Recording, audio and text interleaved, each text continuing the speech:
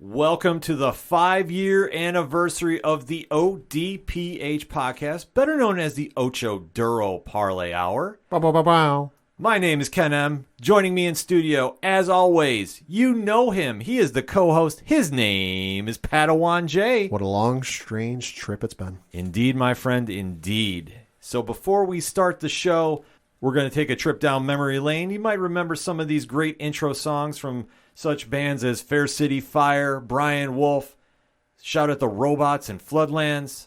So let's go down the road, and then let's get the show started, shall we?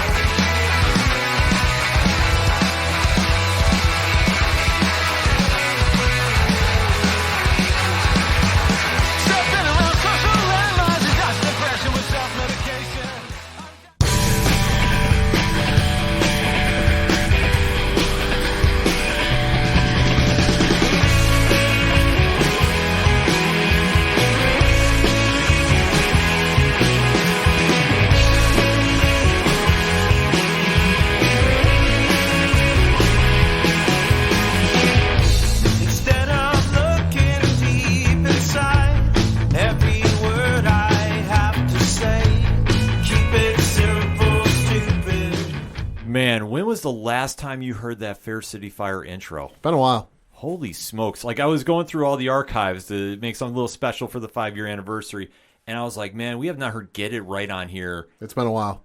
in about 4 years. At least. At least. But that is what we're doing, folks. We're bringing a lot of memories back in for this 5-year anniversary of the ODPH and also talking what's going on in the world of sports.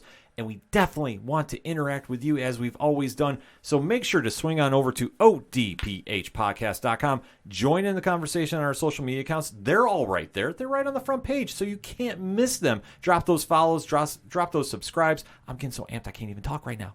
But while you're there, also check out Parlay Points blog section blowing up right now.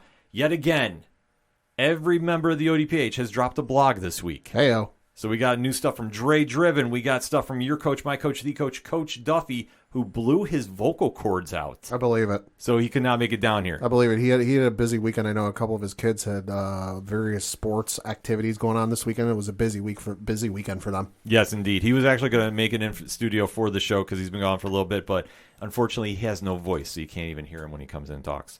But all that is right there on the Parlay Points section, the TeePublic store. Go get some ODPH swag. Anything and everything that is the ODPH can be found at ODPHpodcast.com. And always remember to use the hashtag ODPHpod on social media. That's the easiest way to find what we're talking about. So kicking off this landmark edition of the show, Pat, what do you feel like talking about? Why don't we talk some UFC? Let's do it. This past weekend was UFC 275, a pay-per-view card that generated a lot of headlines and surprising ones at that as we're going to deep dive into this card. So, Pat, let's talk about it, shall we? Yeah, of course. So this was, as you mentioned, UFC 275, which took place on Saturday from Singapore Indoor Stadium from Kallang, Singapore, with 10,787 announced in attendance. Wow. A lot of people. And we're going to talk about the three main fights on the main card. The first of which being the women's strawweight division matchup between Joanna Jędrzejczyk taking on Zhang Weili.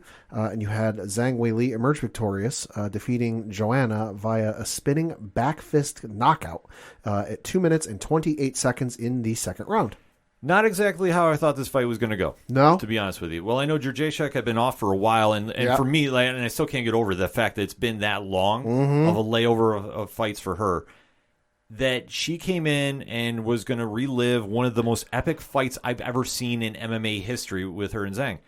However, though, Zhang came in ready to go. And not saying Jędrzejczyk didn't, but after this fight, Jędrzejczyk announced her retirement. Yeah. And it's something, and I want your opinion on this, Pat. Sure. If you've had this much of a layoff and you're coming back and you, in the back of your head, you're saying you're retiring, is your heart even into this? I think it was one of those scenarios for her that her foot was already one way out the door. And to this day, as of this recording, we still don't know why she took such a long layoff, which, just as a refresher, her last fight prior to this weekend was against Zhang Weili at UFC 248 on March 7th, 2020. So work it out yourself on how long that is. It's basically a little over 2 years. You know, so I think something clearly happened for her to take time off and not be available. I don't know what it is, and I'm not going to sit here and speculate. Sure. You know, only her family, and her camp knows, at least as far as I know. You know, so something clearly happened. She took that time off, and to me, it seems like she might have had one foot out the door and was thinking about retirement already, just because she's got 21 professional matches under her belt. You know, she's a very accomplished fighter. She will turn 35 years. She's currently 34. She'll turn 35 in the middle of August.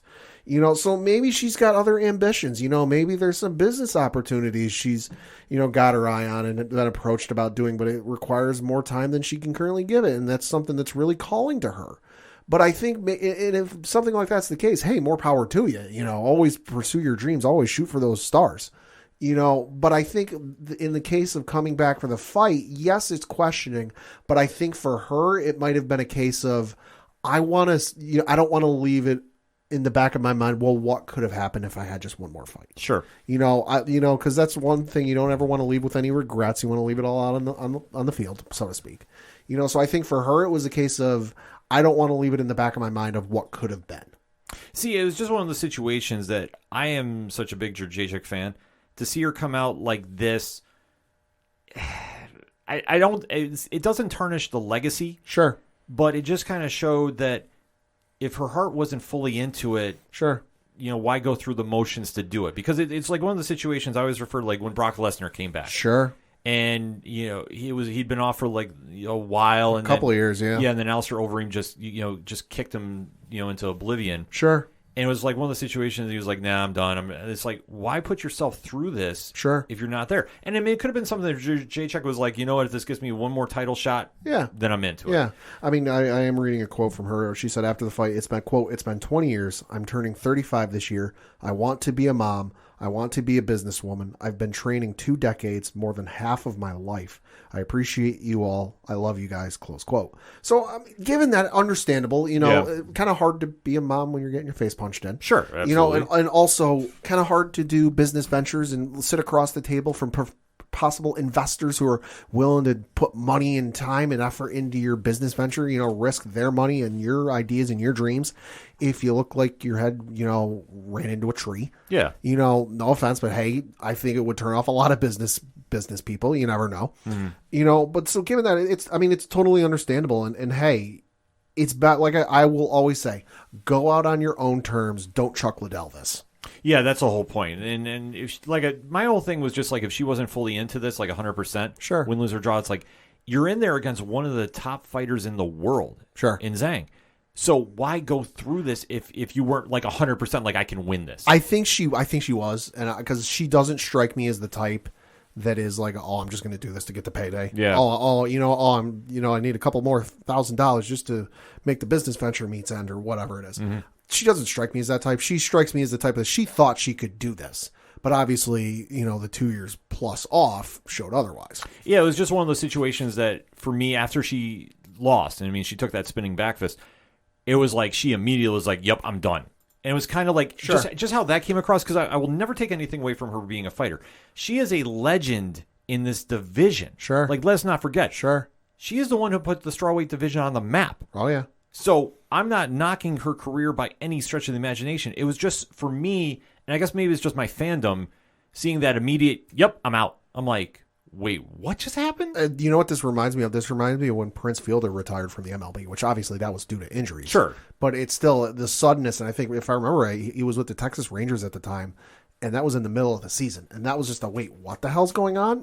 But she's one of those people, it seems, that knows when it's time. That like, all right, you know what? I gave this my all. I gave it a full camp. I did everything I normally do, and I just don't have it anymore. You know, and I don't have it anymore. Maybe the spark's gone. That she just doesn't want to go through the grind anymore, and she wants to do these other things. And hey, if that's what it is, hey, more power to you. Absolutely, not knocking that one bit.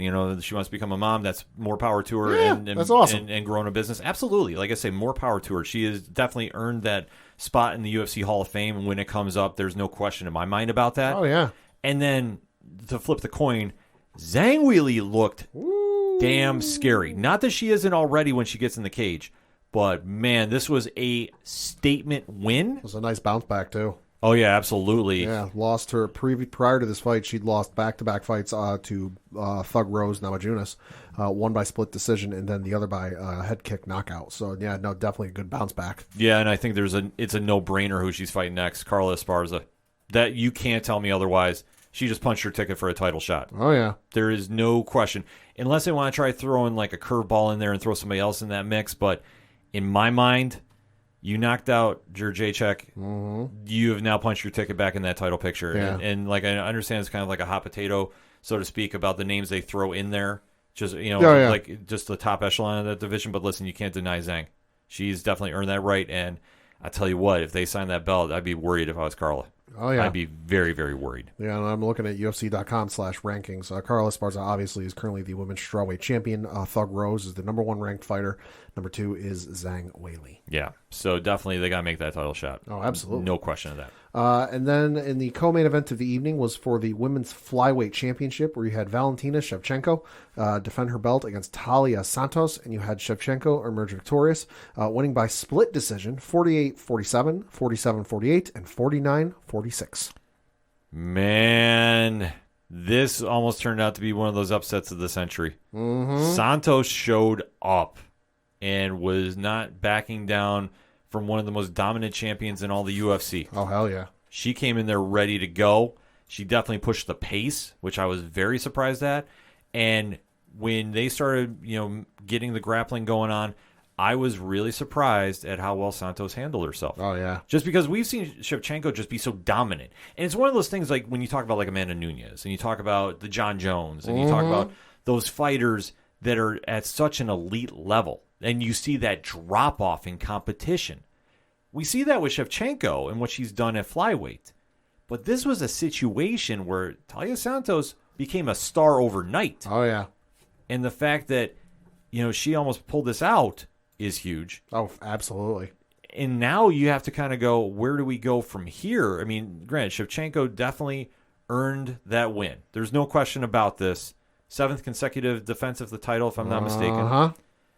So now the question is, who's next? Well, I'm looking at, again, UFC.com/rankings, and women's flyweight champion is obviously Valentina Shevchenko. Mm-hmm. Currently, the number 1 ranked fighter is Caitlin Chukagian. Number 2, moving up 2 spots, surprisingly, is Talia Santos. Like, again, I'm reading off UFC.com/rankings. So, hey, if you go to UFC.com/rankings and see it's something different and go, well, Pat, it's actually not Talia Santos number 2. It's so-and-so. No, I'm showing Ken the computer. Yeah. It's Talia Santos right now. Number 3 is moving down a spot is Lauren Murphy. Number 4 is Jessica Andrade. And then number 5 is Alexa Grasso. See, this is kind of an interesting situation. Mm-hmm. Now, Santos, I believe, is injured. I think she has a broken orbital, if I'm not mistaken. Yes. So, obviously, an immediate rematch is not in the cards. Well, it's in the cards, just not the immediate cards. Yeah. It's buried in the deck. I was going to say, so would you go immediate rematch? Like, I mean, maybe. I mean, it depends on what they've got planned for Chukagian, who's the number one ranked fighter, because allegedly, like AEW, rankings matter in the UFC. Yeah.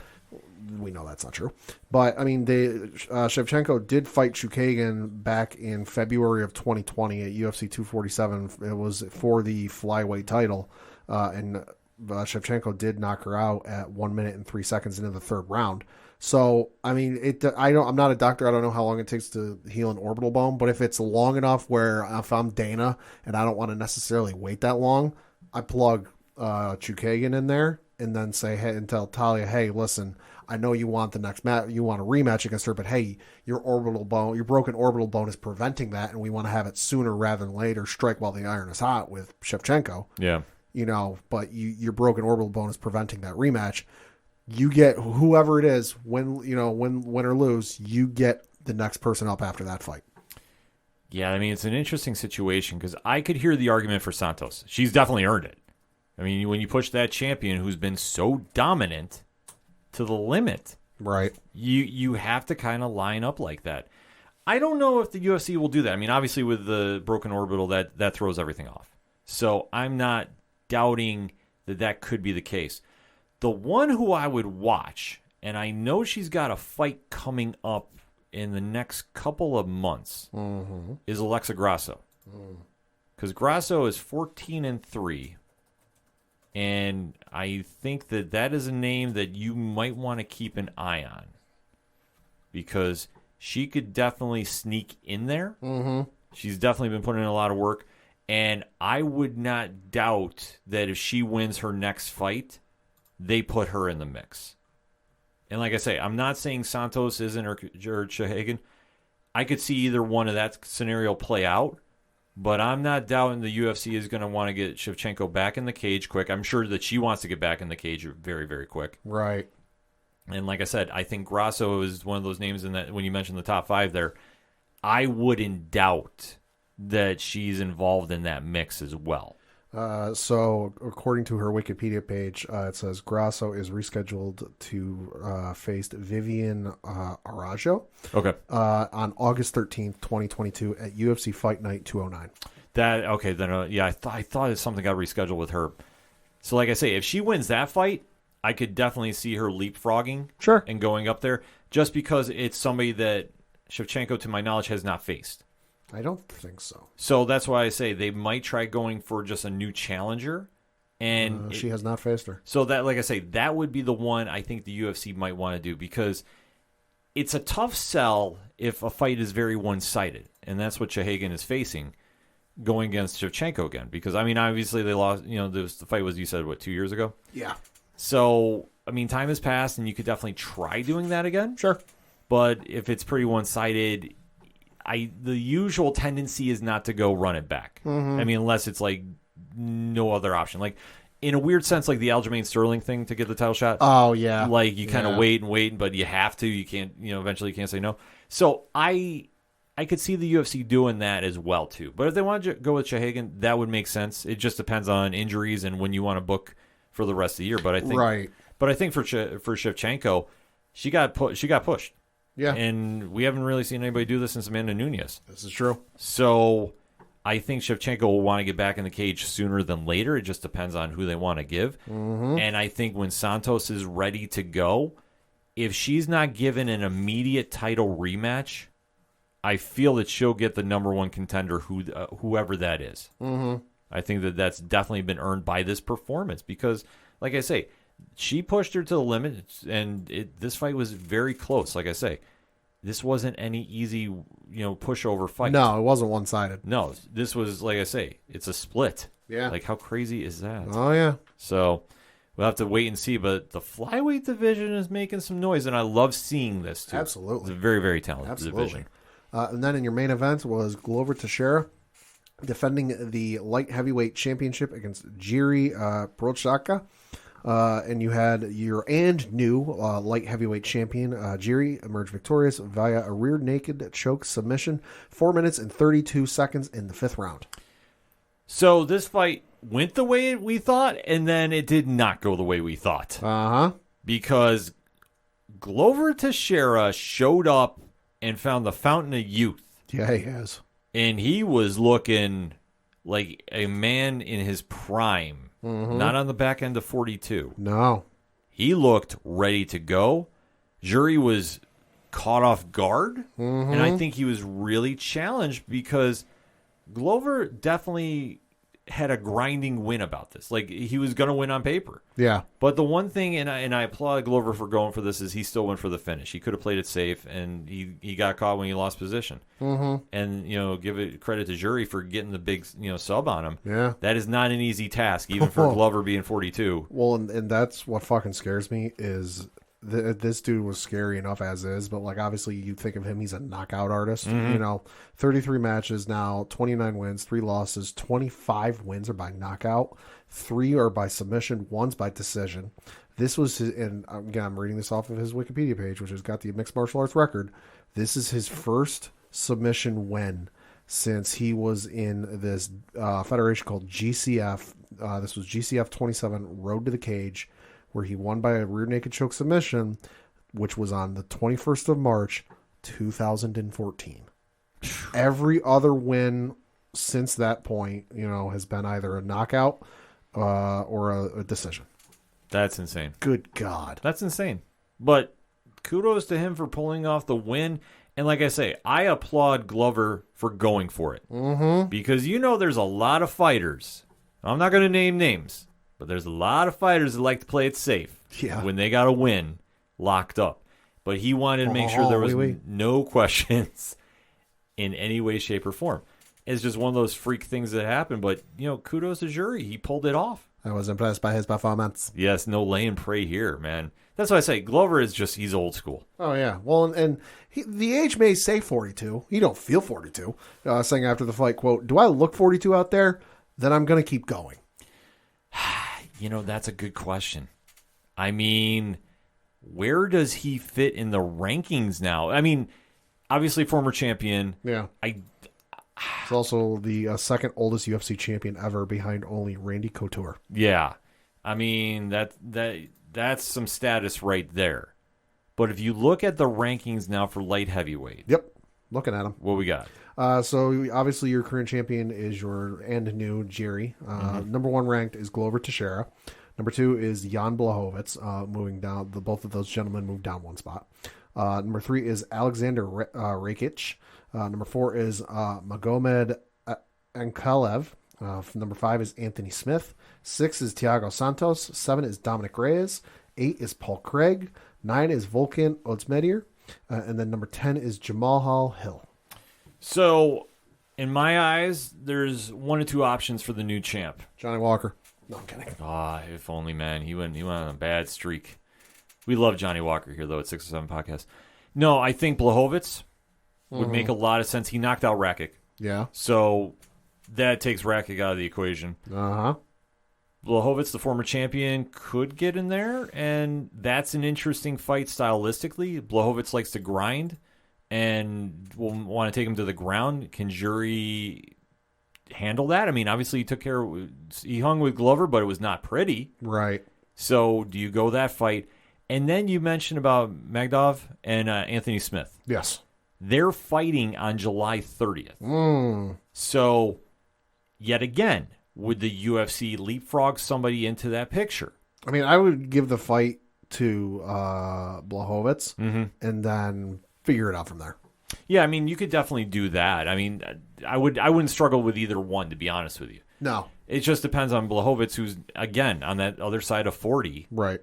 How much does he have left in the tank? Because I mean, it's one thing when you have all these great fighters and they're still performing at a high level. Note how I said that. High. Not elite. How long can they maintain this at this age? Right. Now, if Glover wants to come back, I could see that happening too. Sure.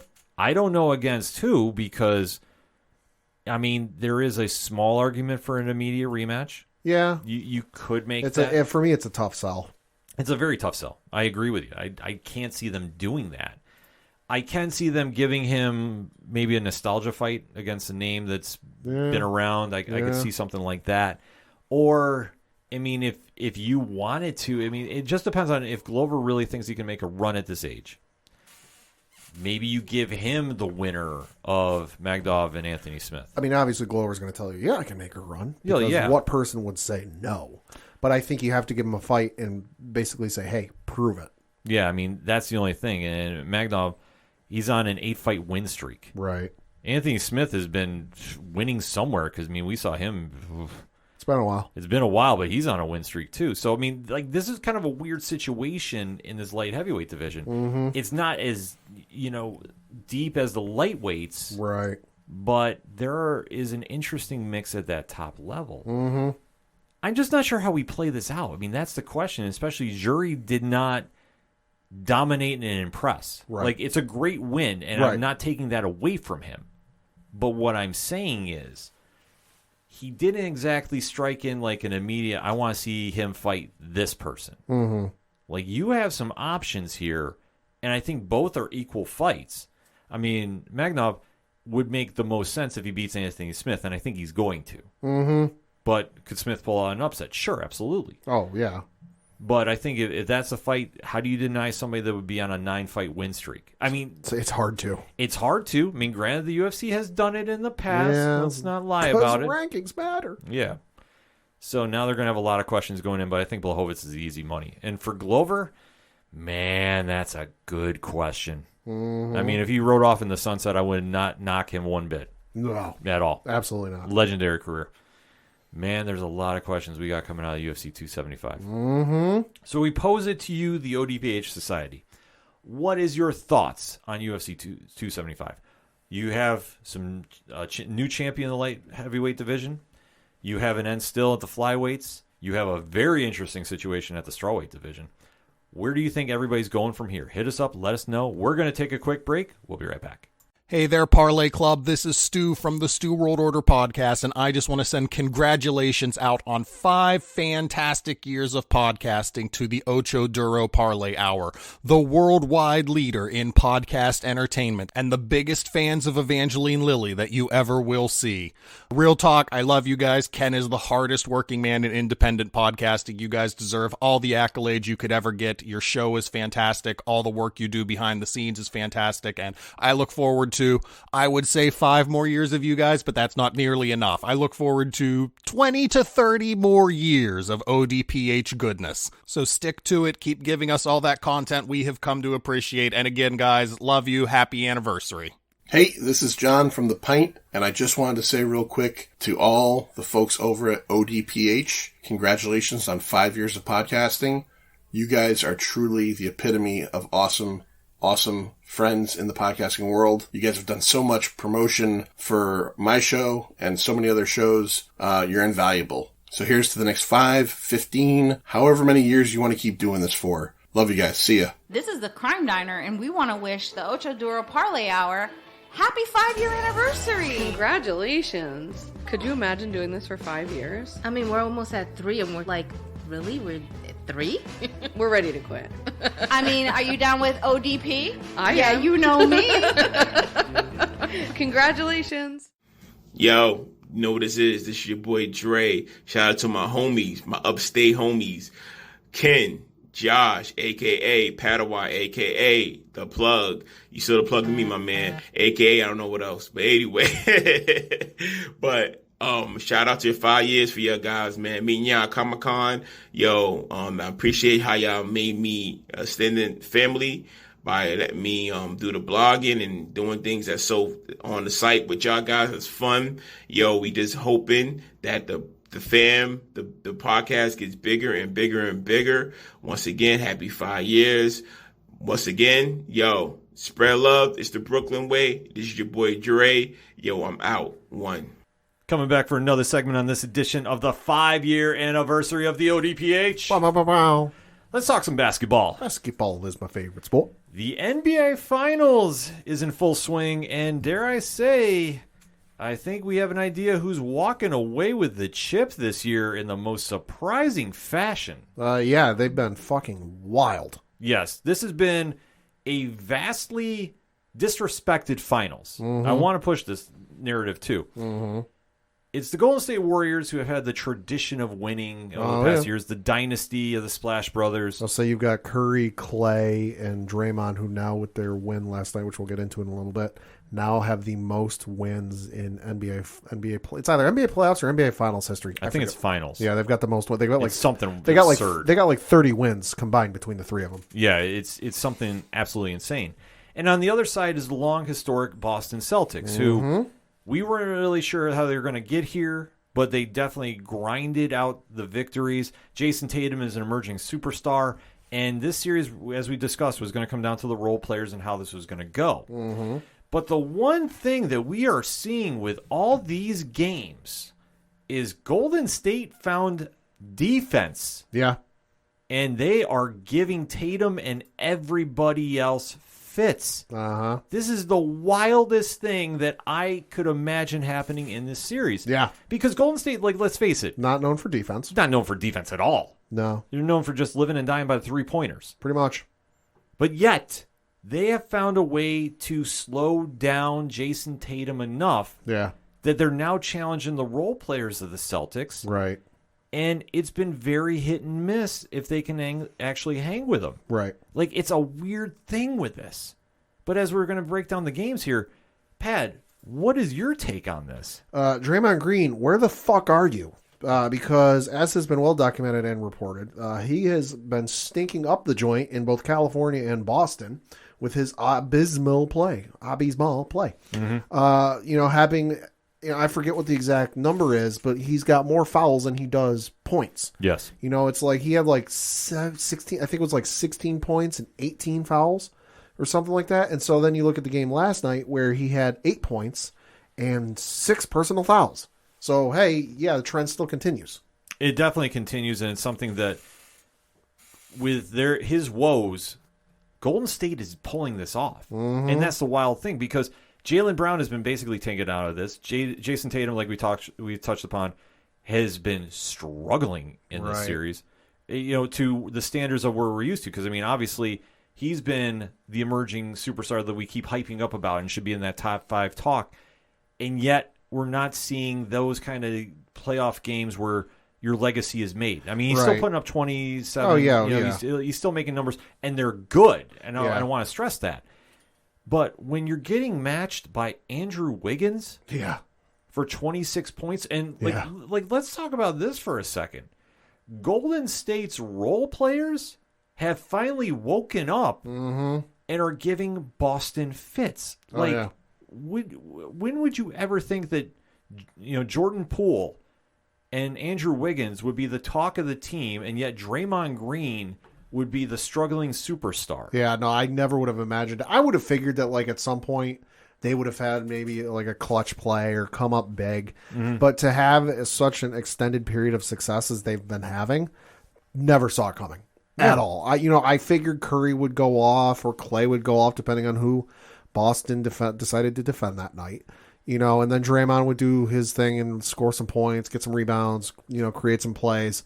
But it's kind of just been for the Golden State side of things. You've had your Wiggins and your Pools, but it's also been, with the exception of last night, Curry torching your ass for 30 a night, and yet, we're not going to change our defense. We're going to keep it the same. The fact that you had an anomaly happen last night with Steph Curry going 0 for 9 from the three-point field. Oh, yeah. That ain't happening in the next game. Trust us, that's not happening. Curry's going to go Game 6 Clay.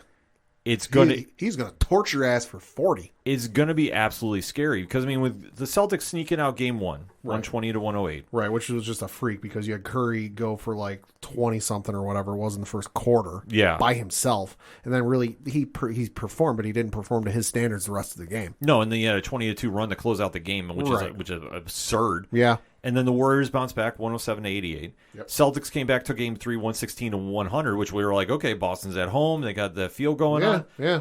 And then we got to where I think the series was supposed to be with the 107 to 97 win. And then to now game 5 where the Warriors definitely look like the Warriors. Oh, God, yeah. And it's scary to see how they've adapted. Like, that's the one thing that, for me watching them play this many years. Yeah. this is a whole different team. Well, and I think that just goes to the credit of Steve Kerr. You know, obviously Steve Kerr having played with the best of all time, Michael Jordan. Sure. And one of the best head coaches of all time, played under him in Phil Jackson. I think it comes from so many years of just playing with them and learning from Phil. And then just this being a cohesive unit for so long that, yes, Boston is good. Yes, offensively and defensively on the court. Obviously, this series it's not showing, but they're good enough that they got here.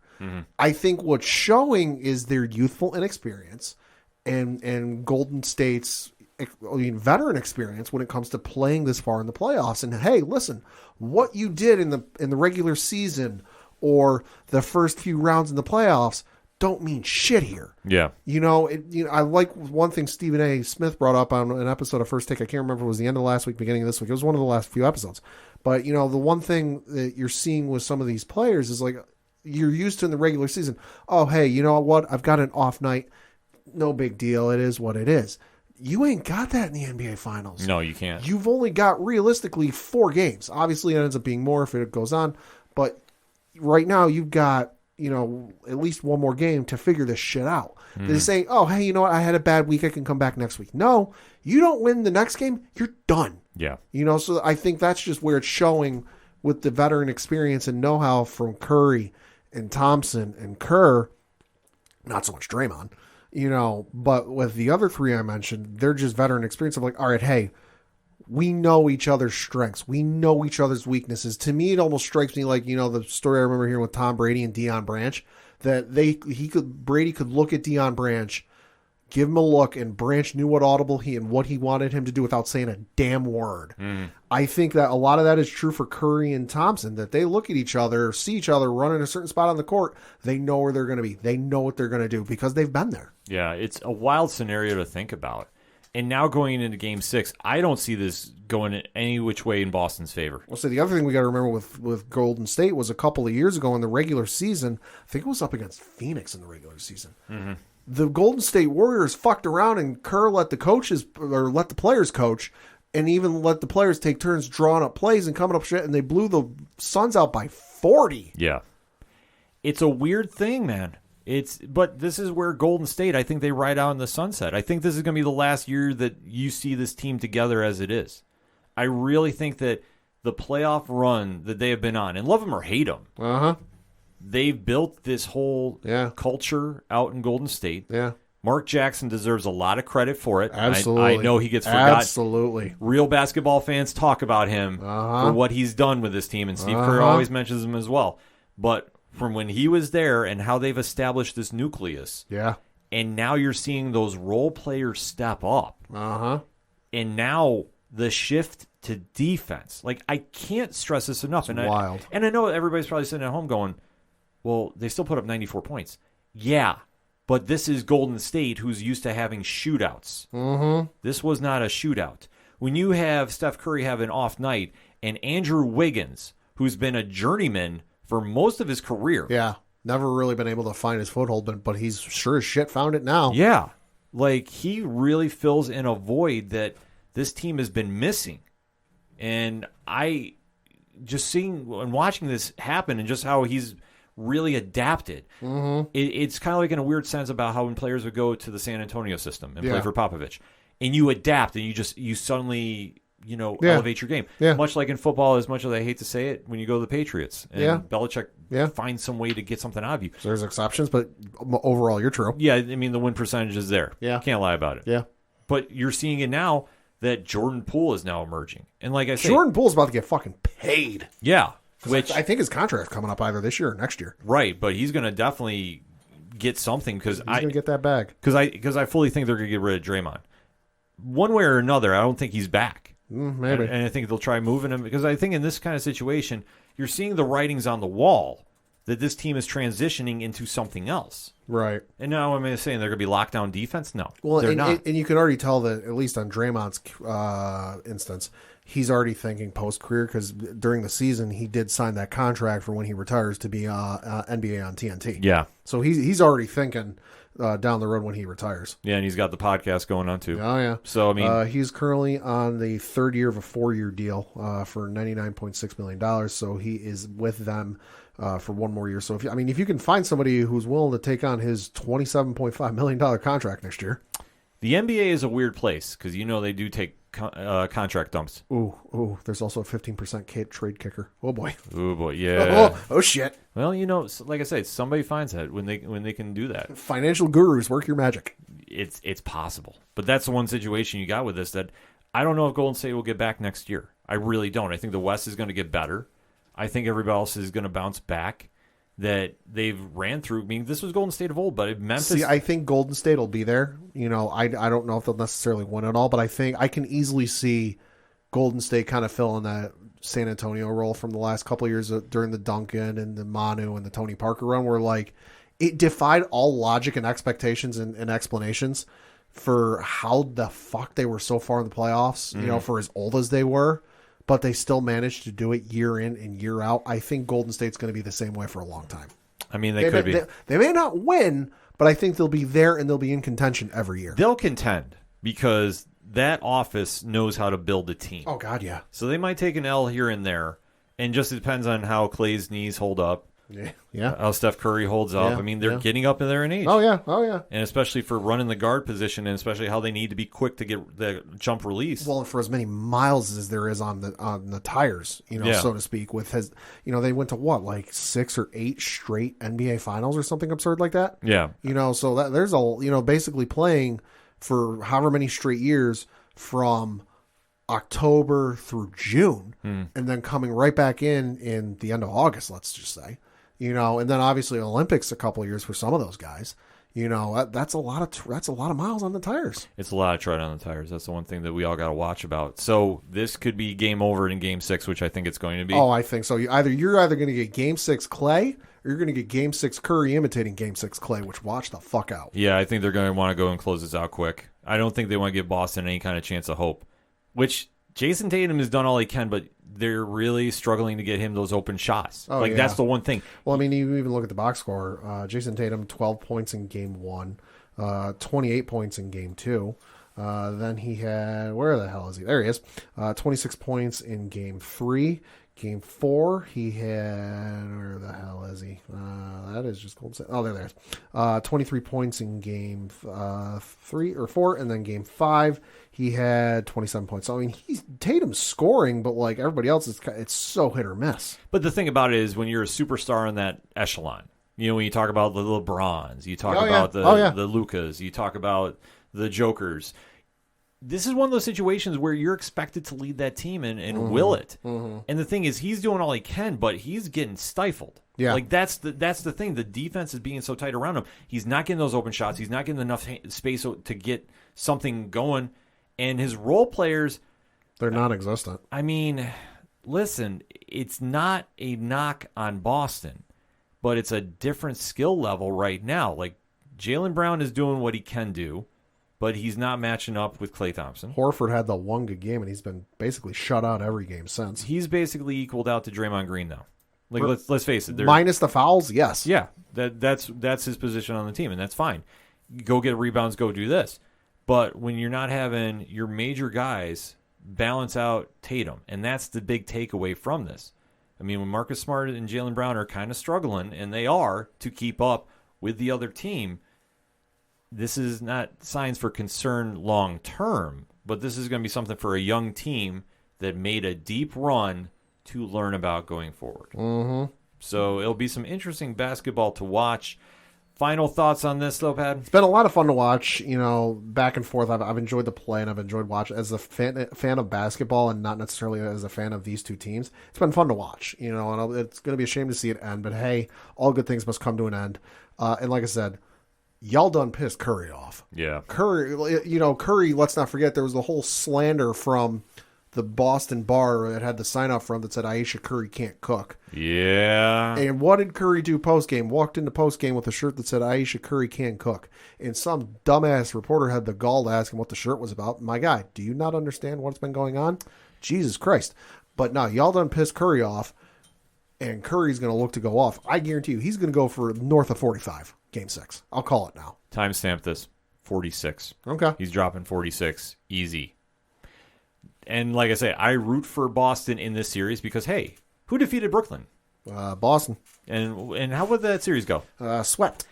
I have to get the Brooklyn slander in there. But in this situation, I just don't see how Golden State's going to let this off.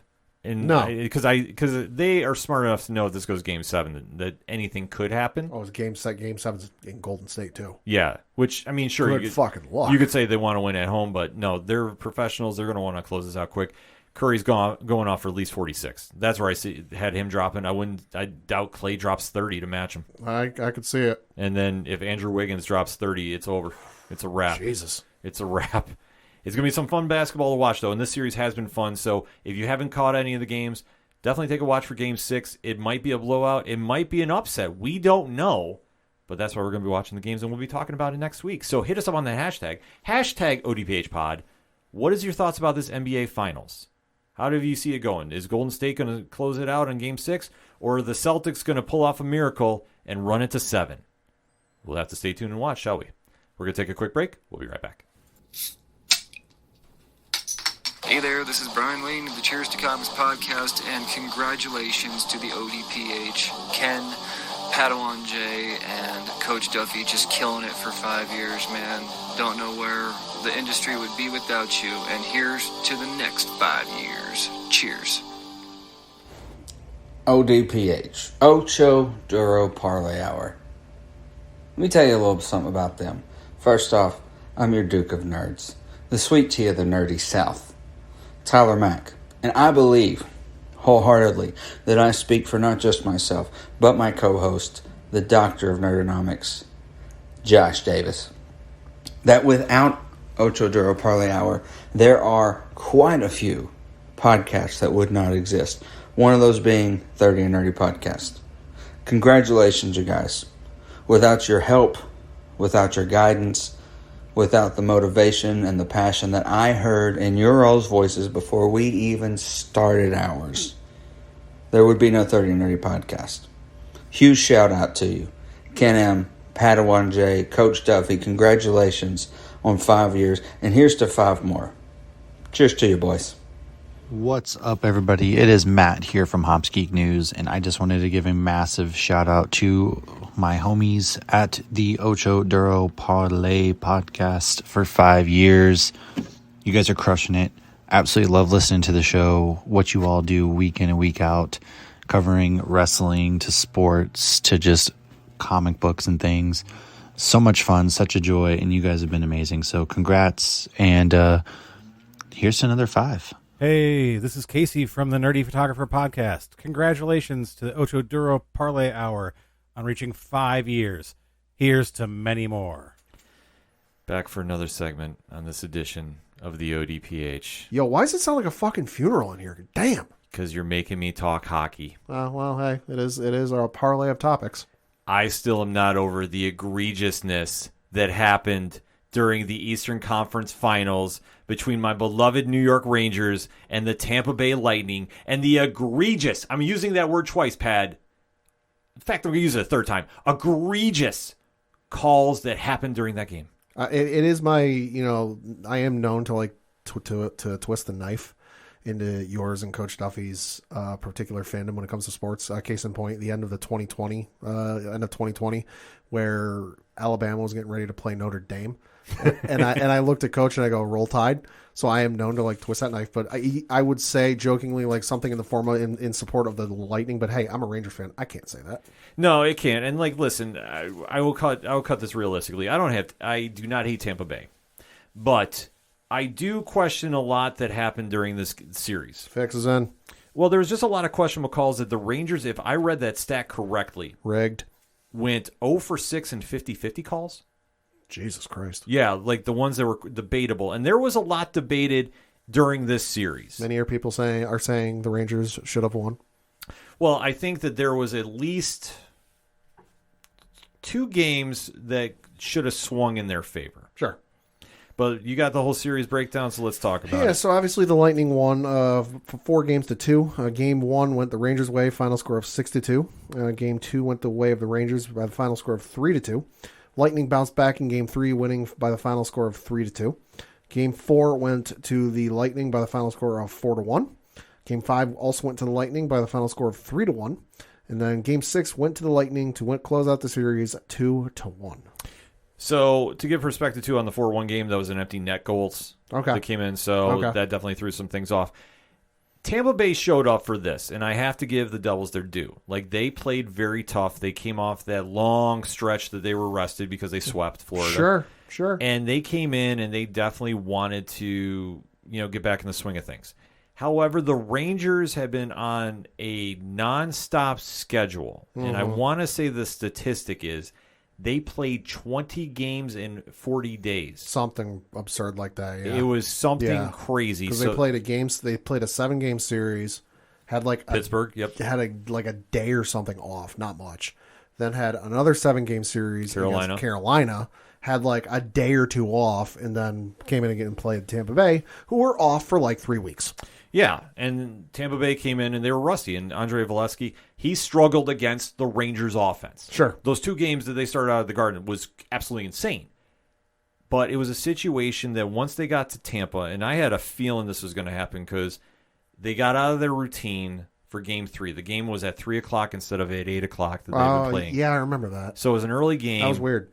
But the Rangers were playing very well. But the one thing, as I was watching the replay, because I was at GCW during this. Sure. So I did catch the replay of the game, and it seemed like about midway in the second period, start of the third, the fatigue started catching up. And you saw the Rangers start slowly running out of gas. And in that situation, Tampa took advantage. They got a late goal. I can't fault Igor Shesterkin. He played out of his goddamn mind this entire series. So there is no fault on that man as far as I'm concerned. Yeah. But it was a situation that Tampa snuck back in. And then once we got to Game 4, you started seeing the Rangers really struggle. Tampa was messing up with their lines. They were throwing some different looks at them. Weren't the Rangers doing that for some of those games, 3 games that they lost in a row? Well, or 4, I should say. The thing is, the head coach decided to go mess with the lines. And which, you can clearly tell. You look at Games 1 and Game 2, where they scored 6 goals, 3 goals, and they came back Game 3, 2 goals. Okay, that's... a little bit back down to earth. That's knocking the old average down, but still, that's fairly average for a hockey game, I would say, not cause for concern. But then the cause for concern is the basically back-to-back-to-back 1 goal apiece for 3 games. Yeah, because the offense struggled because they could not take over the center of the ice. Tampa implemented their will. And the thing about it, too, though, is there was quite a few questionable calls. Right. And these were game factors because of how tight the games were. I am not one that usually complains about referee calls. But when you had Capo Cacao get headlock driven to the ice. Right. And nothing was called. Right. Yet, you call a very minor slash on Keandre Miller where the stick wasn't even near the player. Right. That's cause for concern. Yeah. And this had game-changing implications on this series.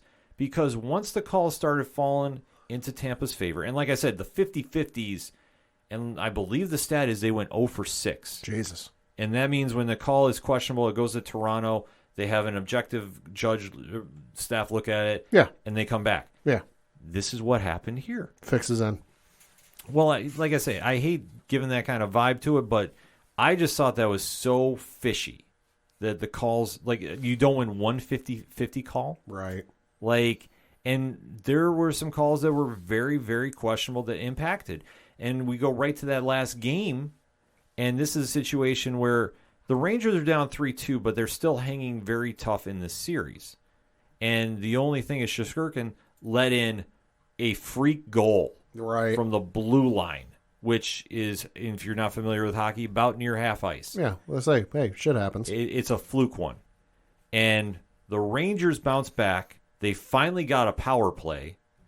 And then 45 seconds later, Steven Stamkos, the MVP of the Tampa Bay Lightning, comes in and taps one in off Igor dropped it out of his glove. However, though, it was still in the crease enough, and Stamkos taps it and also, in my opinion, blocks Igor from grabbing the puck, which is interference.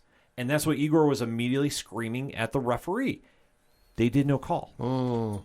And in a situation like that, you have to take a look at it.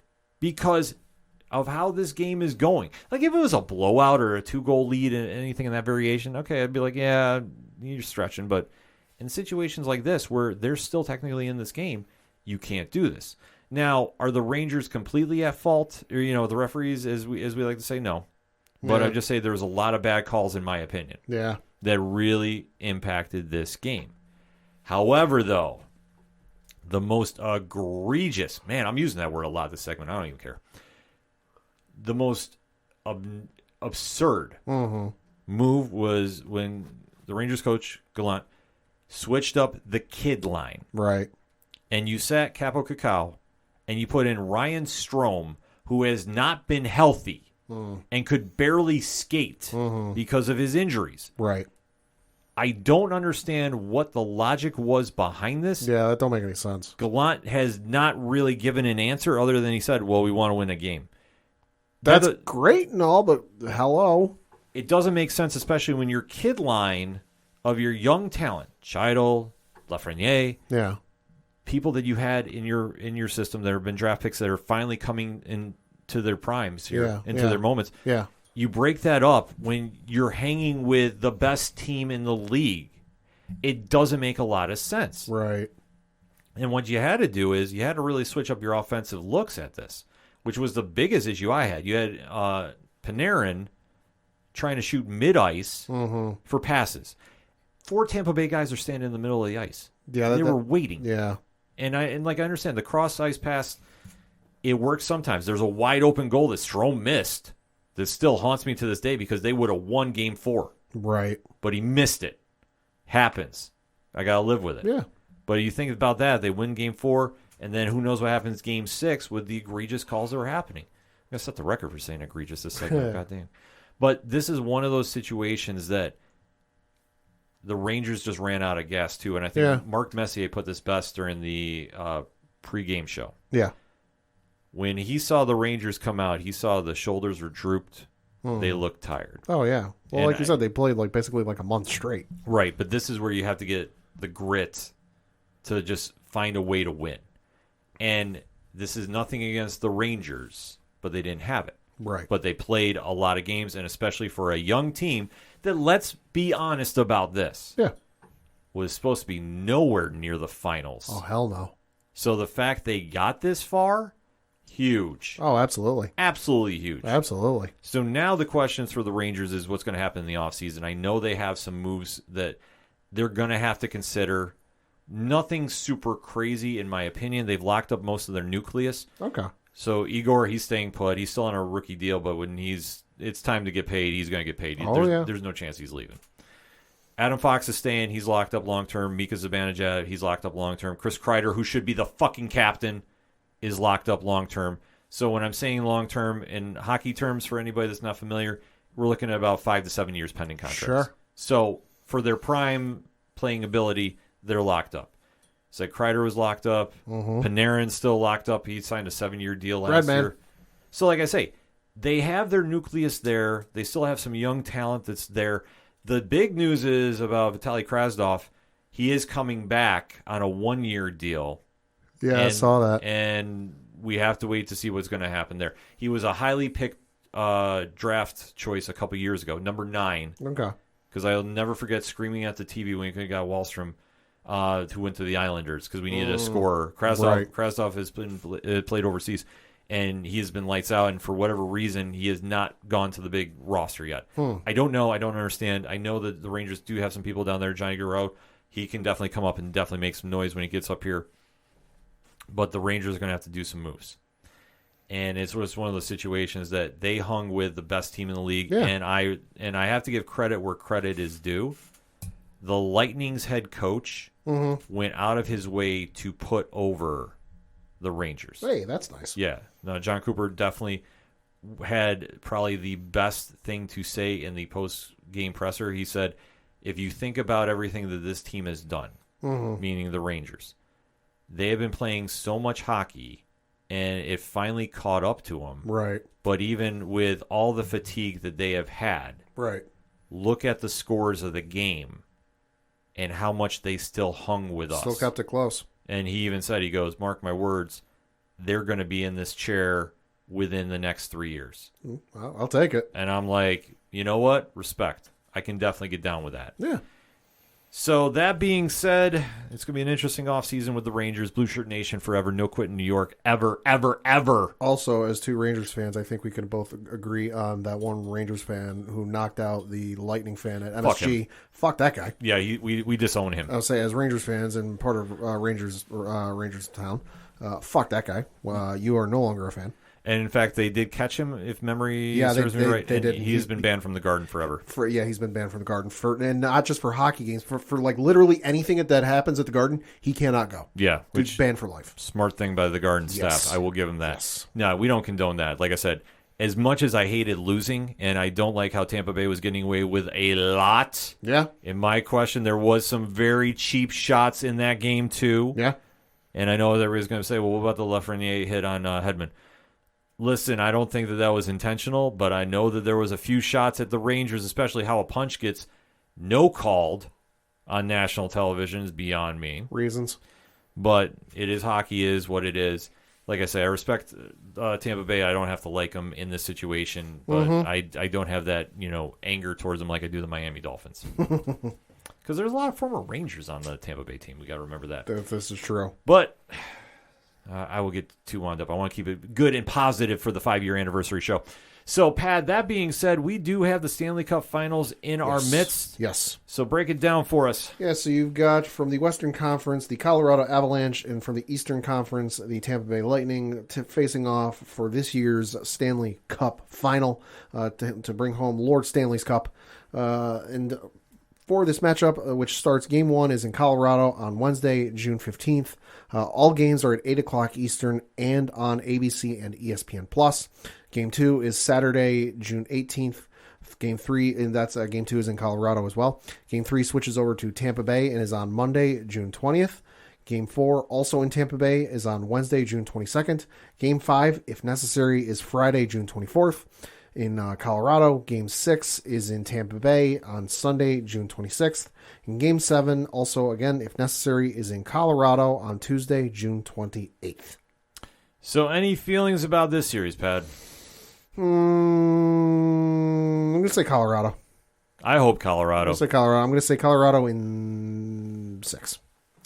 I'm really hoping Colorado wins, but I'm calling Lightning in 4. Oh, shit. Here is the thing about the Lightning. I think, and I've said this before too, whoever was coming out of the Eastern Conference Final is winning this because they have superior goaltending. Colorado did not impress me during their series versus Edmonton. Mm-hmm. And I think, the series that they had with Nashville too, like I'm not sitting there going like, these guys can definitely make some noise. Because, I mean, obviously they swept Edmonton, but they're still, the scores are video game scores. If you're going to try doing that, and I don't care who they got in goal, whether it's Kumper or it's Francoeurs, you're not going to be having that shootout ability against Valesky. No. Valesky is arguably the best goalie not named Igor Shesterkin in the entire world. So how are you going to stop him, let alone he's on a hot streak that he stopped a very high-powered Ranger offense, albeit though the Ranger offense could not figure out how to have one person in front of the net and go for a rebound. But I digress. It's one of those situations that you're going to have to ask a lot of your team here, and especially like a Nathan McKinnon has got to play out of his mind, and you got to have Eric Johnson also step up too. Because if you're going to try matching up with Hedman, Kucherov, and Steven Stamkos, you got to bring your A game every night. But the question is, can they solve Valesky? I don't think they can. I hope they do. Don't get me wrong. Right. But I think that in this situation, Tampa Bay is playing absolutely crazy, and especially you've been tested like you haven't been tested this entire series by the Rangers, and to now see what they can do, like I think if they get a little more favorable calls in their favor, they could definitely sweep them. But it's going to be a question of, can they really make this happen? Can they really find a way, and this is Colorado, to beat Valesky? Right. Because Tampa Bay can definitely score on their goalies. I'm not even worried about that. But the situation is, if you get down 2-0 in the first period, can you bounce back? Has this team really faced that test? And the one thing is, the teams they faced in the Western Conference, that goaltending isn't on that level. It's just not. So now you have to really dig in. You have to find a way. Could they do it? Yeah. I mean, they've had the ability. They've gone on scoring sprees. But you also have to beat a team that has been playing very physical, getting away with a lot of stuff. Not going to get them off the hook that easy. Yeah, that's true. Like I say, there's been a lot of questionable calls, especially if they're on a streak of 6 for 6 with 50-50 calls. Cannot get over that stat. It's haunting. If they're on that streak again, too, it's going to be a long series for them, no matter how long the games are. You know what it is? Egregious? It is egregious. But I am still rooting for Colorado because I can't root for Tampa Bay right now. It still hurts. It still hurts losing because we could have had them. But like I say, egregious calls will do that to you. And the fact that a punch was no called, the fact that headlock was no called, I can't let that go. I'm trying to be like optimistic and just nice, peaceful, unbiased. But fuck that, man. It's Rangers town or bust, so I can't root for Tampa Bay right now. So I'm going all in on Colorado. I feel, though, it's going to be a sweep. Mm-hmm. But we'll just have to watch the games and see how it goes. So that being said, hit us up on that hashtag. Hashtag ODPHpod. What is your thoughts for the Stanley Cup Finals? Who you got? And if you want some more Rangers content, because we have a lot of blue shirt fans in our audience, which I have found out over this playoff series. Where have you guys been all season? If you guys want us talking more hockey, we'll talk more hockey. God, let's go. Coach Duffy has sent us a blog, his exit interview for the season. So definitely check that out on ODPH Extra, on Parlay Points, on ODPHpodcast.com. That said, we're going to take a quick break. We'll be right back. Hey, this is Andy Larson from the Last Comic Shop Podcast, congratulating the ODPH on 5 fantastic years of their podcast.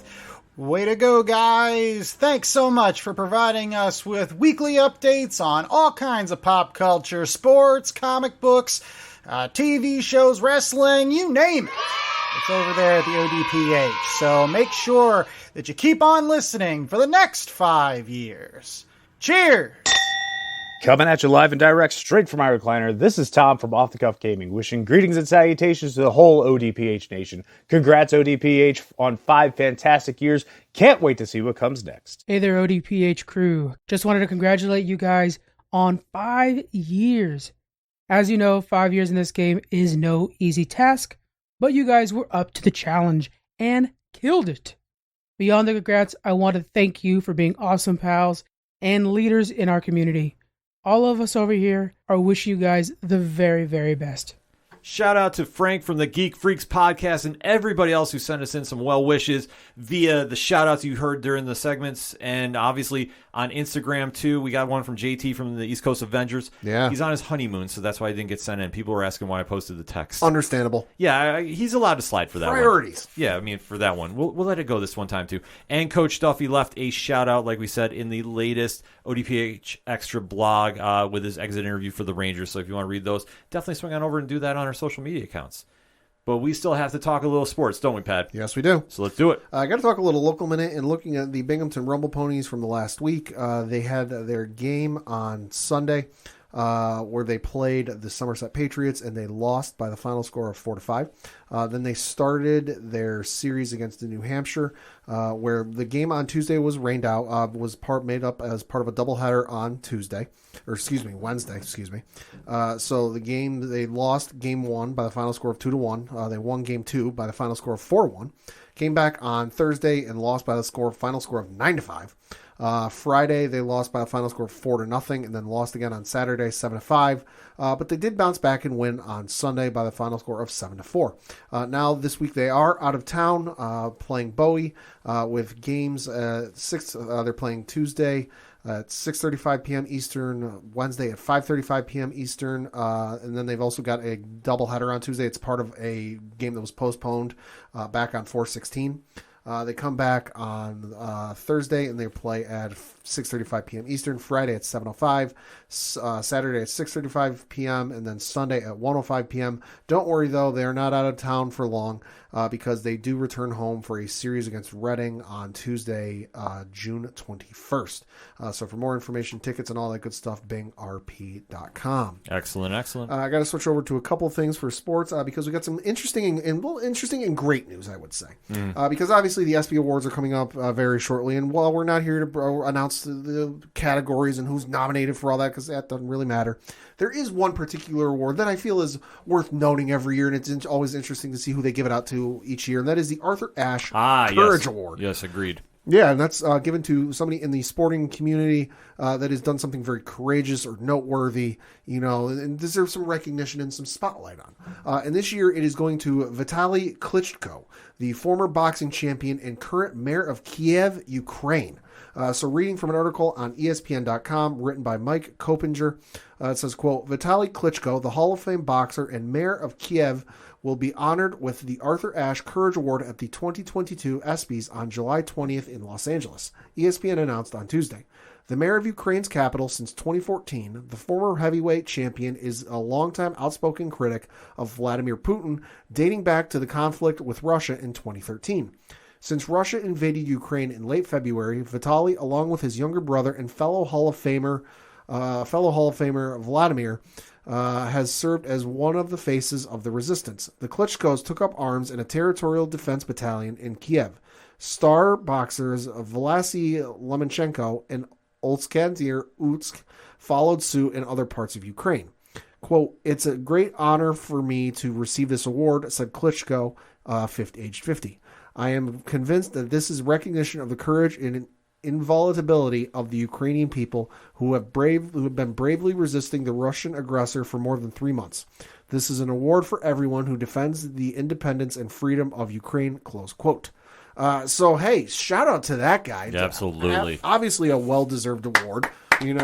Shout out to you and everything you've been doing over there because, hey, it is courageous, it is awesome, and you absolutely deserve recognition. And keep fighting the good fight because, hey, we're all with you. Absolutely, 1,000%. Yeah. Switching over to some WWE news because we are, of course, building up to the Money in the Bank pay-per-view taking place at the couple of weeks, I think. About two and a half weeks. It's creeping up, man. A lot of wrestling is sneaking up on us. Of course, with the card taking place in Vegas at the MGM, whatever the hell it is, the MGM Grand, whatever it is. Of course, you do have some qualifying matches taking place, two of which took place on Monday Night Raw because you do have a men's and you do have a women's Money in the Bank briefcase to win. On the women's side, you had a tag team matchup where the winners of the matchup would qualify for the women's Money in the Bank ladder match. Okay. You had the team of Nikki ASH and Doudrop take on the team of Alexa Bliss and Liv Morgan. And you had Bliss and Morgan emerge victorious, winning by pinfall and thus qualifying for the women's Money in the Bank ladder match. And then on the other side, you had Seth freaking Rollins take on AJ Styles for another Money in the Bank qualifying match. And you had Seth freaking Rollins emerge victorious. So Seth Rollins is qualified. Interesting. He's qualified for the men's Money in the Bank ladder match. I got to admit, I would love to see another run with Seth as Money in the Bank winner because his last one, phenomenal. Oh, absolutely. On the other side of things with Monday Night Raw, opened the show with Miz TV and Paul Heyman was there. No Roman Reigns. But you did have a Matt Riddle invasion interruption, I guess you could say, because Riddle does have a matchup this coming Friday with the Tribal Chief on SmackDown for the WWE Unified Universal, whatever the hell they're calling it, the 2 belts. And there was a stipulation added to that match. Paul Heyman did announce that if Riddle loses, he will no longer be able to challenge for the undisputed Universal title as long as Roman Reigns is champion. So they did add that to that makes sense. At least give some kind of drama to it. Yeah, they did add that. And then also of note, I'm excited for this. I know you're excited for this. You had Kevin Owens take on Ezekiel in a matchup, which, okay, love that storyline that's been going on. Most entertaining storyline in WWE. Yes. But it did take an interesting turn because during the match, Kevin Owens was near the announce table and heard one of the announcers refer to Ezekiel as, well, Ezekiel. And he started losing his shit. It's not Ezekiel. It's Elias. It's Elias.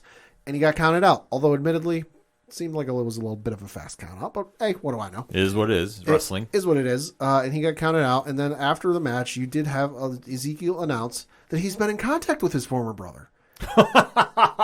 And his former brother is, in fact, coming to Monday Night Raw next week. Oh, my God. So we will have it finally answered to the question, is Ezekiel Elias? Is Elias Ezekiel? We'll finally get an answer. Are they the same? Are they two different people? I don't know. I'm here for the fun. I'm here for the CGI beard. I think it's going to be like, because he did in the episode of Raw last night, did make mention something about like looking older. Yeah. I'm thinking it's going to be someone of a similar physique and body size and everything else, but just have like a really long beard that obscures his face. So you can't see his mouth talking. So like they'll have it, because kayfabe, it's the same person. Yeah. They'll have Elias, Ezekiel, whatever, record some lines, basically dub them over, and then they'll have them both in the ring, but you won't be able to see the other guy's mouth talking. So he'll be talking, be like, "Oh no, it's the same person. We promise." Wink, wink, nudge, nudge. Yeah, it's gonna be fun. It's gonna be outrageous. That's the one thing about that angle. It's fun. Yeah, and then that's kind of all there was for Raw last night, other than the main event, which we're not going to talk about. No, we don't. I'm sorry. The pose down thing is played out. I don't care. It does absolutely nothing for me. And that was the main event. That's an absolute atrocious main event. Yeah. But if you want more pro wrestling content, ODPHpodcast.com. Hit over the blogs count anywhere. I got a new blog up right now, talking a little AEW, talking a little bit National Wrestling Alliance. So we decided to send some nice press things too. And of course, 607 TWS on Twitch and in podcast form, where we're talking GCW, New Japan Pro Wrestling, and Impact Wrestling, who did invite us to the pre-scrum. Nice. The media scrum. Yeah. Nice. This is something when Rich hears this too. I didn't get a chance to tell him yet. The email just came in very, very late, so we got to see if we're going to be able to make it. I'm not sure if I can on this notice. But, man, Pat, 5 years. Yeah. What a long, strange trip it's been is right, my friend. Yeah. So I figured we'll do some shout-outs. Sure. And what I tried doing for this is I tried doing it in, like, chronological order. Okay. Because I was trying to think, I don't want to do any, like, rankings. It's not like, people matter more than the other. But just going back and going through like the episode titles and like everybody that we've met along this incredible podcasting journey, has been a trip. So shout out to the greatest segment that was never recorded. I was going to say when we get to that, we'll get there. The legendary segment that is, but no. When I always talk about like who we got to thank first, there's a guy that you have not heard on this podcast. And I want to say 3 years now, at least maybe 4. Going on 4, I think. And that is a guy that you might know as Sound Guy Galore JR. We just know him as our guy Josh Royce. Mm-hmm. And we always say him first and foremost because, in theory, the podcast should have started somewhere around 2014, 2015. Something like that, yeah. And at that time was not around people that were motivated to really get the ball rolling. Mm-hmm. They had different interests, and the concept just kind of was sitting on the back burner for a long time. And then, unfortunately, in 2015, my dad became very sick with cancer and unfortunately lost his battle. So I took an extended break from even entertaining this notion. Mm-hmm. Until 2016, actually, in a random lunch break, and Josh was talking about podcasting, like out of nowhere. It was like one of the most like weird conversations ever. I was asking, would I ever do one? I was like, yeah, I've been meaning to do one. I've been saving up for a while. I just haven't got off my tail to do it, because just not motivated. And obviously, what happened with my dad and such. Right. And he was like, if you're serious about it, man, I'm in. And then I was telling him, well, some other people told me the same thing and didn't exactly go that way. We'll put it mildly. Yeah. And he was like, no, I'm dead serious. I am in. I'm like, okay, here's the deal. I'm going into a very, very busy time at where I was working at the time. Mm-hmm. So holiday time is not going to fly. Not good. I said, literally, come find me the Tuesday after Super Bowl if you're serious about this. And he was like, hell yeah, I'm there. I'm going to be. Now, granted, this conversation is happening in September, October range of 2016. Right. We don't even like bring this up for months. And I see Josh every day. Oh, yeah. Literally, that Tuesday in February, 8 o'clock in the morning. Jesus. Yo, wake up. Yo, are you up? Oh, my Lord. He was at my door. Goddamn. Pounding it. And Josh is a very tall individual, too. He is. He's at least 6'4", 6'5". Oh, no, he's like 6'7". Jesus. He's up. And he is pounding the ever-loving snot out of my door. And I come flying down. I'm like, what? He's like, we're doing a podcast. You ready? I'm like, all right, man, let's do this. We literally went on a round-robin tour picking up equipment. Mics, mixer board, laptop. Yep. And we were like, okay, we're going to do this damn thing. Absolutely no idea what the hell we were doing. We were trying to network with some other pods that were in town, and in my opinion, got very mixed results. Yeah. A lot of unanswered emails for reasons. And, no ill will on my end concerning those people. None. But we got enough to get the ball rolling, and Josh and I at the time were messing around and trying to rehearse shows and kind of get an idea what we were going to do. And we also had another guy that was hanging around too that was doing design work. Yep. And we can't say thank you enough to our guy, Frederick Theodore, who I'm not sure what he's up to these days. He's a jack of all trades. Yes, he is. So Freddie designed the logo, and I know it's one of the questions I always get stopped about. Mm-hmm. I always get asked about, and how this all came to be. And the whole story about Ocho Duro is my dad had this uncanny ability when we were out in Vegas or Atlantic City, wherever it was, he could hit a hard 8 in craps, which is a 4 and a 4, at like the most Hail Mary time of the day or night. Like, not saying he could do it on command. Right. But he would be known to, like, okay, if we're going to go home with no money, he'd be like, throw everything on this. I'm going to nail this right now. And he would do this. And I never thought that this was true. Like, I always thought this was kind of like a folklore tale until I walked into Sam's Town Casino on Fremont and Boulder in Vegas. Okay. And the craps table is yelling out, Ocho Duro! Duro, you here? He comes in like Caesar coming to Rome. Jesus. And sure enough, we're playing, and this had to be about 2014. Sure. And I swear to God, I saw it with my eyes. Like, we were down. I'm not going to say how much because I know my mom listens to this show, and I don't think she ever wants to hear how much we were down. But let's just say this: it was enough. It was enough. Like, we were going to have to kind of figure out how fast we could walk home that night, and I mean walk from Vegas to New York.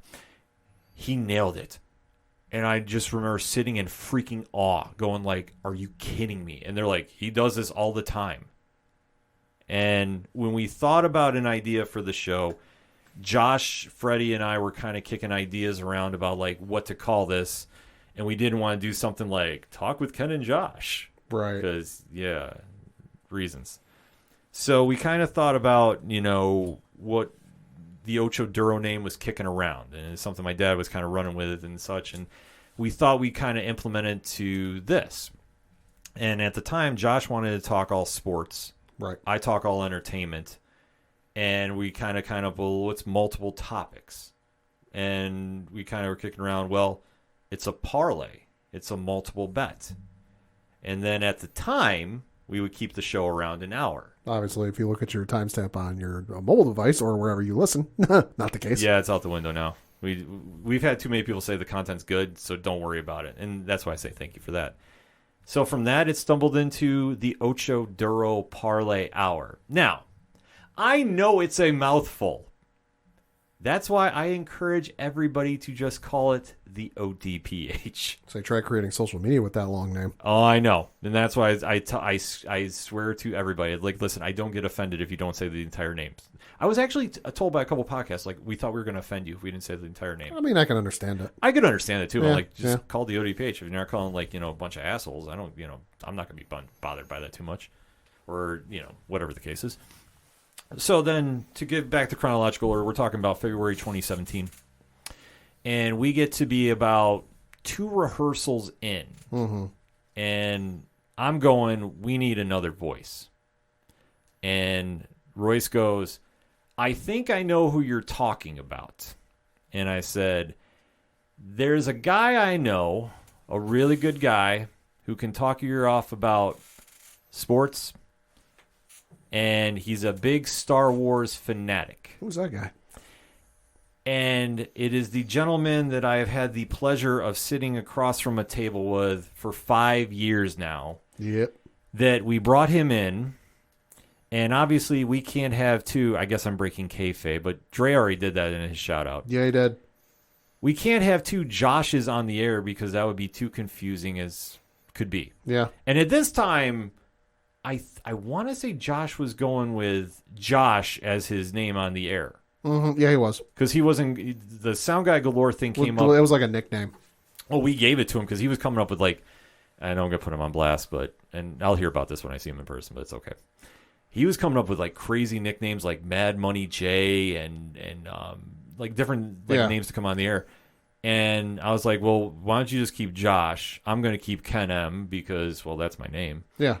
And I said, well, we can go with Josh is a huge Star Wars fanatic. I'm sure he's not going to care if we call him Padawan J. I think you even threw that by me. I'm like, yeah, okay. Yeah, no, I asked you first. I wasn't going to be like, yo, by the way, here's your name. Here, welcome to the show.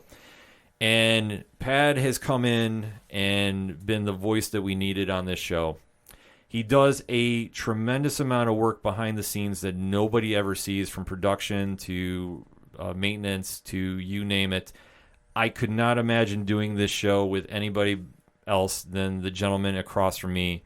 I am so thankful that he does this with me time in and time out, and everything he's supported me with. I can't say thank you enough, brother. Well, pleasure's all mine. You know, I'm happy to be here, happy to help. I'm glad you included me in this because I don't know what my life would be like or what I'd be doing without this.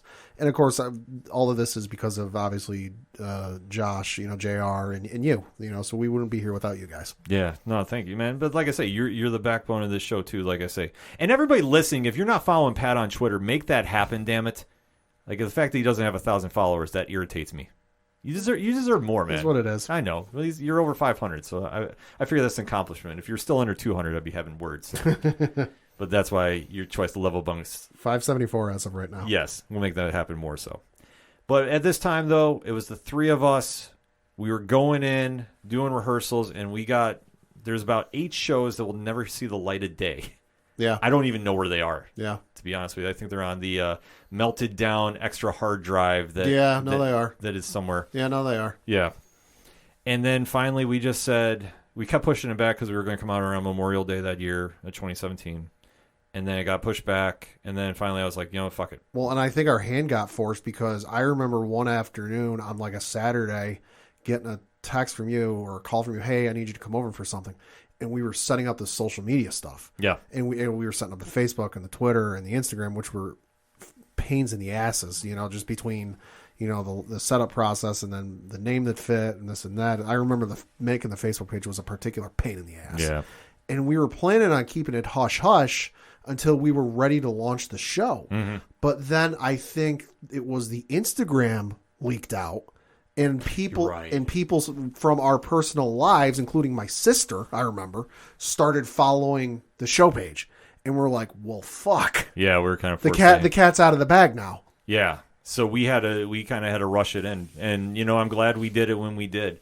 We just went out live and just threw it to the world, and obviously we were gifted a lot of great music from Brian Wolf, who you hear on the show each and every week, and his band Fair City Fire, who was like, dude, if you want to take the music and run with it, by all means, you're welcome to it. And Brian has been such a great friend of the show, and whenever we need something from him, he's just like, take it, signs the release, and here we go.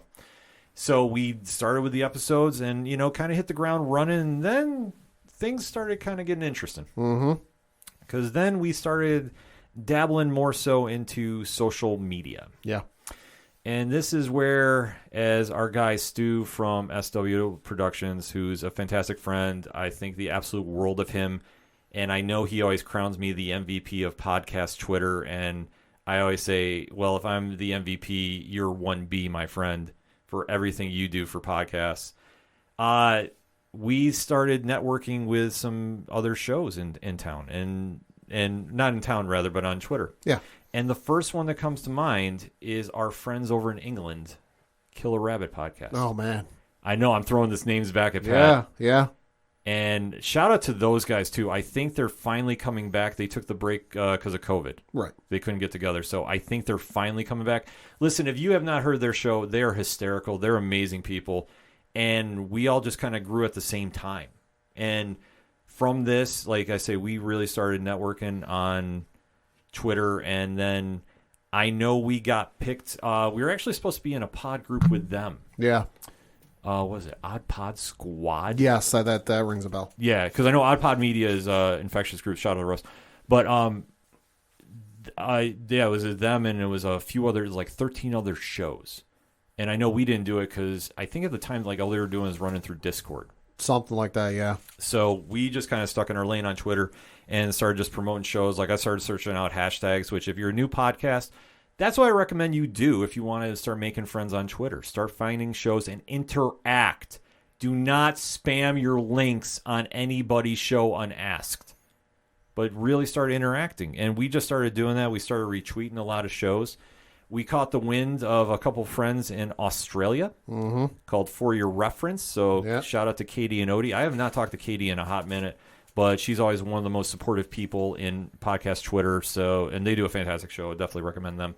And we just kind of all started networking a little bit. And then all of a sudden, I want to say September range, 2 things happened of that year that are very worthwhile. One, we had a friend of ours named Alish come over for SummerSlam, and something like that. It was a wrestling event. Yeah.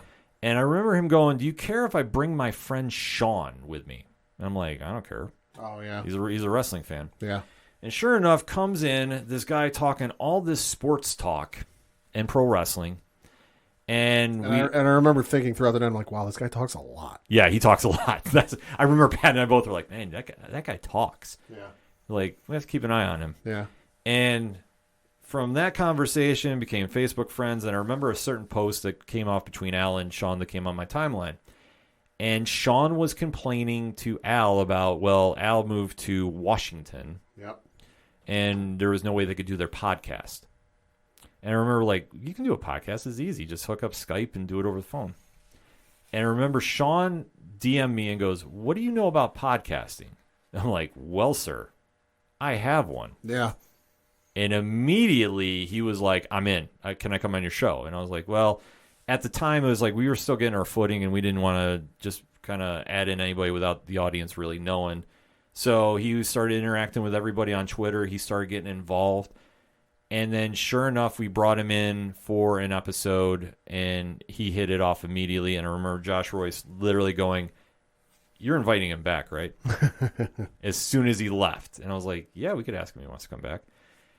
And sure enough, he came back and we were like, why don't you just stay? And you know this gentleman as your coach, my coach, the coach, Coach Duffy, who when we can get him in studio, and I always refer to him as the Philip Rivers of independent podcasting because he's got 5 kids. He's got 5 kids. So it's not that he hates us and we're preventing him from being on the show. No, he's got 5 kids with all but 2 of them involved in some sort of sports activity. Yes. Softball, lacrosse, soccer, basketball. Like, the man is busy all year round. Yes. So we're used to him not coming in, but when we can get him in, we love having him in the studio. He's never kicked off the show, so we always want to stress that. In fact, now he's giving us blogs, so he'll be back in studio at some point, but like... As soon as he stops yelling. Yeah, as soon as he stops yelling. He got too wound up. I knew the Ranger game, and that was going to do him in. I was like, man, give us something soon. Usually it's the Crimson Tide. Oh, you want to get that smoke, don't you? Yeah, I do. But yeah, no, with Sean on the show, I mean, the show definitely kind of found its voice, and it was the 4 of us and the most infamous segment. Christ all goddamn mighty. That will never see the light of day. Do you want to take this one? Yeah, so this was years ago. I'm sure if you dig far enough back in the feed, you might be able to find it. I won't tell you when or where because I don't remember. I just remember it was during the college football season, so that kind of gives you a time frame. And we were getting ready to come back, and obviously, you know, when we're in between segments, Royce was in charge of the sound and in charge of recording, and he's plugging in promos, he's plugging in this, he's doing that, he's editing stuff. We're kind of just shooting the shit, and we were getting ready to come back and talk college football, which at the time, the Alabama Crimson Tide were like the #1 ranked team, and they were playing cupcakes. They were playing all these easy teams that had no business realistically playing Alabama. Mm-hmm. And we were getting ready to talk about it, and Royce and Sean went on a 20-minute rant. Yeah. With Ken and I just looking at each other, like, and we're like, look, doing the Stone Cold Steve Austin, look at our watch, like, and they get done ranting like, oh, fuck, we hate Alabama. And Ken and I just look at him and go, why didn't you hit record? You just spent 20 minutes ranting about what we're going to talk about. Yeah. And they're like, wait, really? Oh, fuck, we did. Yeah. It never sounded good, but the segment is gold. Oh, my God. It was so much. The segment that we put out was fine, was not as good as what was never recorded. I know. I don't think you've ever seen Pat and I so pissed. And we're just looking at those guys like, why didn't you just hit record? Uh-huh, yeah. But it was one of those segments, and since Sean's been here, Sean knows his entertainment. In fact, fun little trivia fact, when we started doing the entertainment edition of the show, Sean was here for that. Oh, yeah. The first episode. So we definitely want to give Sean his flowers, too. He's a big part of the show when we can get him in the studio, so that's always a big thing with us. Also, shout out to Royce for the greatest bet I've ever seen. Yes. Tim Tebow will never make it to play here in the 607, and I'll buy you a jersey if he does. And he did. In the very next season. Was in playing here locally. Yep, Royce came through on that bet, too. He did. Yeah, So we got to give him his props for that. But also at this time, too, like we said, we started really networking on podcast Twitter. And like I said, that's the best place to go for podcasting networking. Without question. Twitter is the place to be. And I know the next person I'm going to thank is a little polarizing to some people, but I will say this. He's always been straight with us. He's always been a supporter of us. I don't have anything bad to say about him, and that's Wondersoul.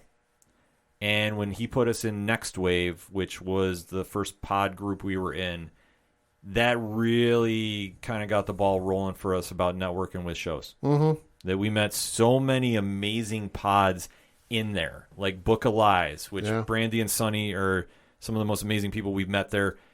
And I always say Sonny has always been a very big supporter of us, especially I remember one time I'm on their Patreon and I was having like one of the worst days ever. Mm-hmm. And I got a card in the mail from her, and actually it had a gift card into it, which I was actually just blown away by. And she wrote the nicest message possible. And I remember DMing her, and I was like, thank you so much. Like, you don't realize how much this hit. And she's like, no, you don't know what you do for other people, so we want to return the favor for you. Book of Lies is a great podcast. You need to go follow them. I could go rant and rave about them all day, but just go find out for yourself. They're fantastic people. And also there we met Geek Freaks. Yeah. Our guy Frank, who you heard at the end of the shout-outs. Always been a supporter since day one. In fact, he is responsible for introducing us to another friend, and that's Alan Dunford from Pocus Hocus. Oh, yeah. So Frank is the one who hooked that up. Frank has always been down in our camp. He's always been a supporter. Kevin, who's on their show, shout out Parlay Club Extraordinaire member. Mm-hmm. He rocks the brand too, so we definitely want to shout those guys out. Also, we met a certain podcast out of Massachusetts where there's a queen of all nerds, Aubrey Litchfield, the expert Marquis Marcellus Regans. Getting taught a little social studies by Adam Wallyhawk, and we met the Bill Belichick of the independent podcast dynasty known as the So Wizard podcast, and one Joey DiCarlo, who, mark my words, at some point this year, Joey will be on the ODPH.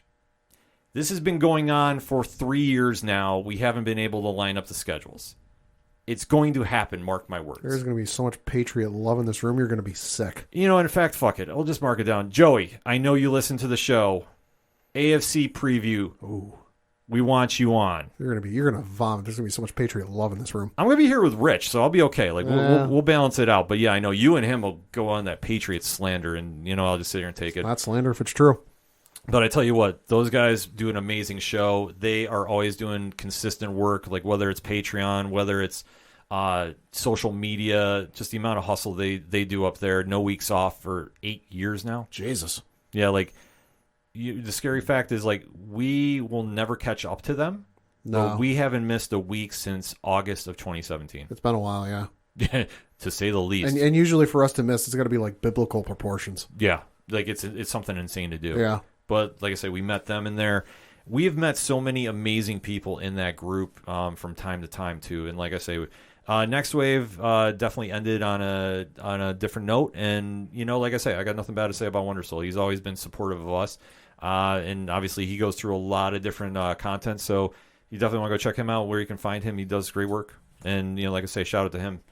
Also on podcast Twitter, we gotta give our shout out to our guy Joseph from Team One Movie Punch. Oh yeah, which I know he's doing a lot of different things nowadays. I caught the Book of Lies episode he was on. Joseph's always been a big supporter of us. In fact, he even gave us a free segment. Do you remember for The Dark Knight? Oh, yeah. He mailed us in the thing. And, and the craziest thing about it, because he broke down The Dark Knight with Heath Ledger, he mentioned basically the plot for the Batman Matt Reeves movie. Well, goddamn. Yeah, and he hit me up too. He shot an email in, and he was like talking about it. He goes, "How accurate was this?" Wow. Yeah, I forgot about that. Yeah, it's crazy. So you gotta go back in the archives, find out for that. And if Joseph's ever coming back to podcasting, definitely we'll be shouting him out.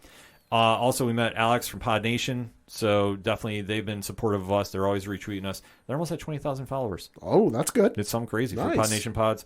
So they're definitely doing a lot of big work there. And some of the other shows we've met through there, our guy out in Colorado, my comic brother from another mother, your friend too, the man, the myth, the legend who finally returned to the mic, Brian Wayne from the Cheers of Comics podcast. Yeah. And I'm so fucking happy he's back too. I cannot stress this enough. We are doing the Cheersies this year too. All right. So I'm super excited about Nice. that. But Brian has always been Parlay Club. He's always been supporting us since day one. In fact, when Next Wave dissolved, that's what rolled into the aPODalypse. Mm-hmm. And I know that we were the number one draft picks for that. And to go from there has been an absolute blessing. And he's, like I say, he's like family to us. He's actually the first non-panelist outside of 607 Podcast to co-host the show. Yes. So we got to have him back on too. He talks sports. I think people don't realize this. He actually knows the sports too. So I know Brian listens. So Brian, you might want to swing through. Going through the list of shout outs though, because I know we got to kind of start picking things up. CJH, I know is out in Canada. He's always one of our biggest supporters. I think I saw something that he came back on Twitter. I got to go through the timeline. I've been busy, so I have not had a chance to check Caleb. So if you're back, thank you for all the years of supporting us. It definitely does not go unnoticed as you hear. And that kind of just leads us to where we just started networking and going Pod Nation. We started doing the aPODalypse, which has been such a force of nature too in the podcasting realm. And then we really started meeting a lot of different pods. In fact, ones that knew us. In fact, this one out of Tennessee, where these two guys hit us up in the middle of a snowstorm. Yeah. And we're like, do you guys mind coming on and talking about the Star Wars BMFs? Yeah, I remember that. Yeah. And those guys are our family down there at the 30 and Nerdy podcast. Shout out to Tyler Mack. Shout out to Josh. And that was our big crossover episode we did with those guys and really hit it off. And those guys have always been super supportive of us, and we're them. We've probably dragged them into more pod groups than they want to be a part of, but they've always done it with a smile. And we really kind of, been bouncing off each other ideas and such. And it's been such a really honest friendship too. Like I say, it's not like a colleague or, a business practice. But with those guys, it's been great. And, like I say, we're talking about that time period too, and we kept hearing word about a podcast that was local, which had been something that we had not heard about in a while. Yeah. And these guys talk nerd, and you gotta go hear this podcast. Gotta go check them out. And sure enough, we came across this podcast called the Three Fat Nerds Podcast, and we started listening, we started digging them, and just to see the growth that those guys have done on the podcast scale has been truly something special. And I think that when we started out doing this whole 607 podcast brand, after we really linked up with them, and they started sharing us, we started sharing them, and then we just started throwing that hashtag in there, it has been such a blessing to have really become friends with those guys.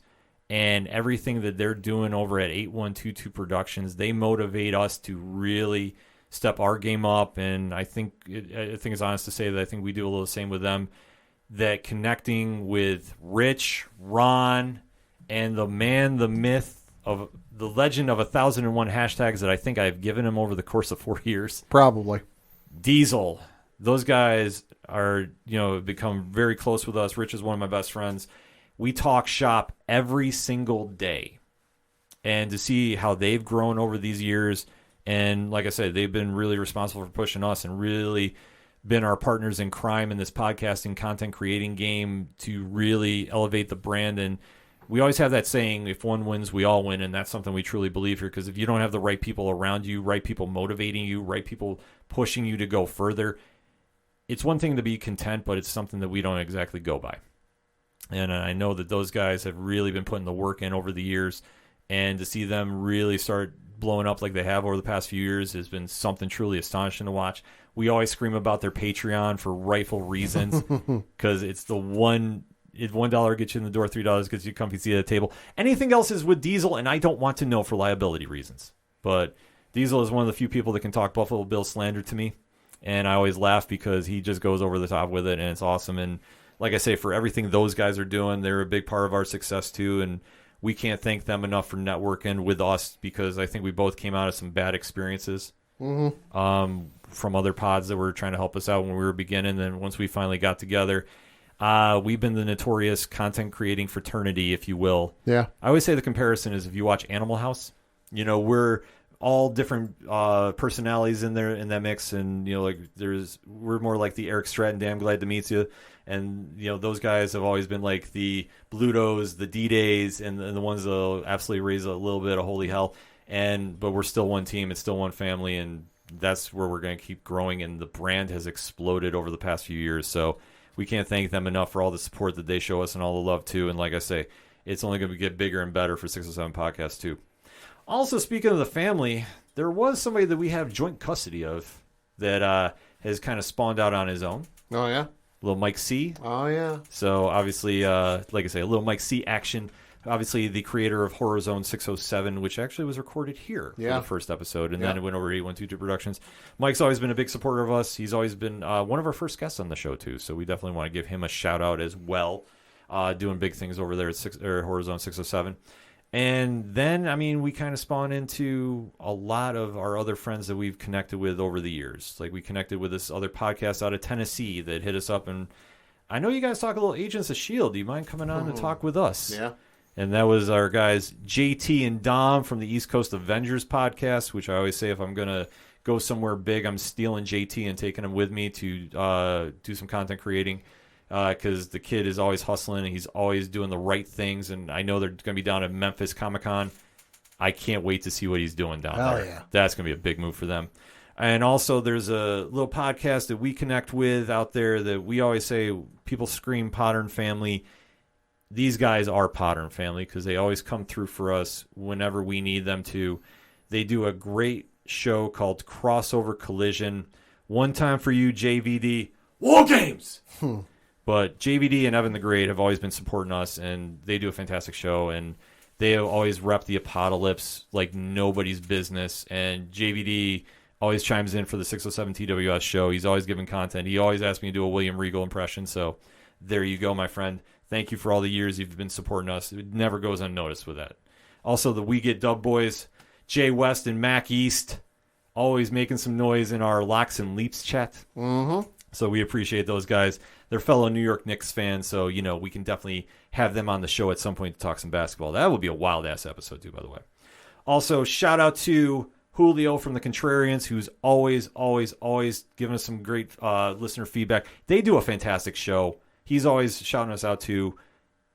The Contrarians is one of the best shows in podcasting. So if you're not familiar with them, definitely get familiar with them. Always appreciate him.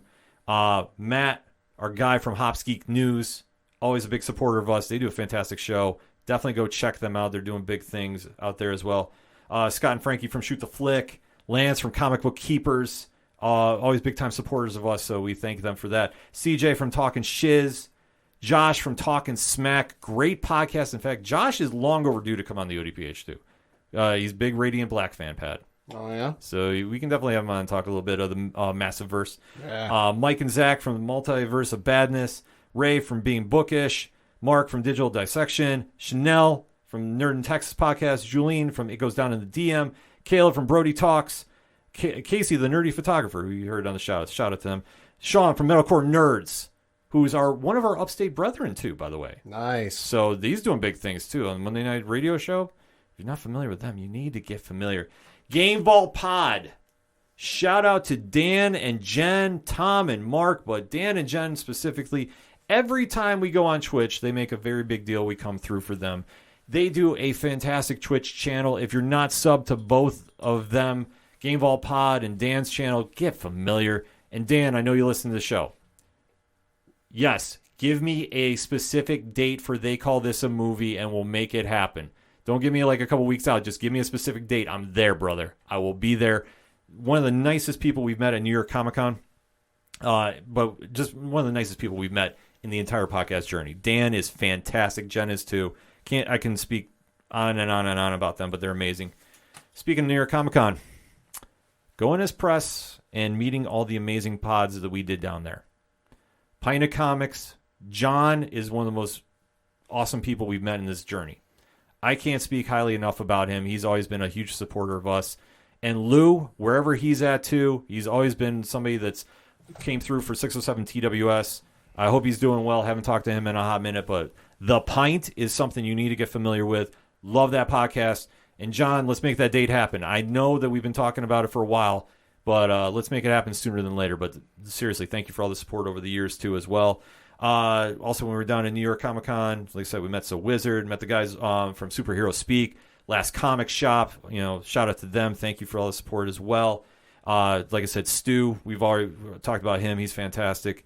Going through my list of notes here. Jared from Punch the Timeline, always a huge supporter of us and everything we do here. Shout out to you, my friend.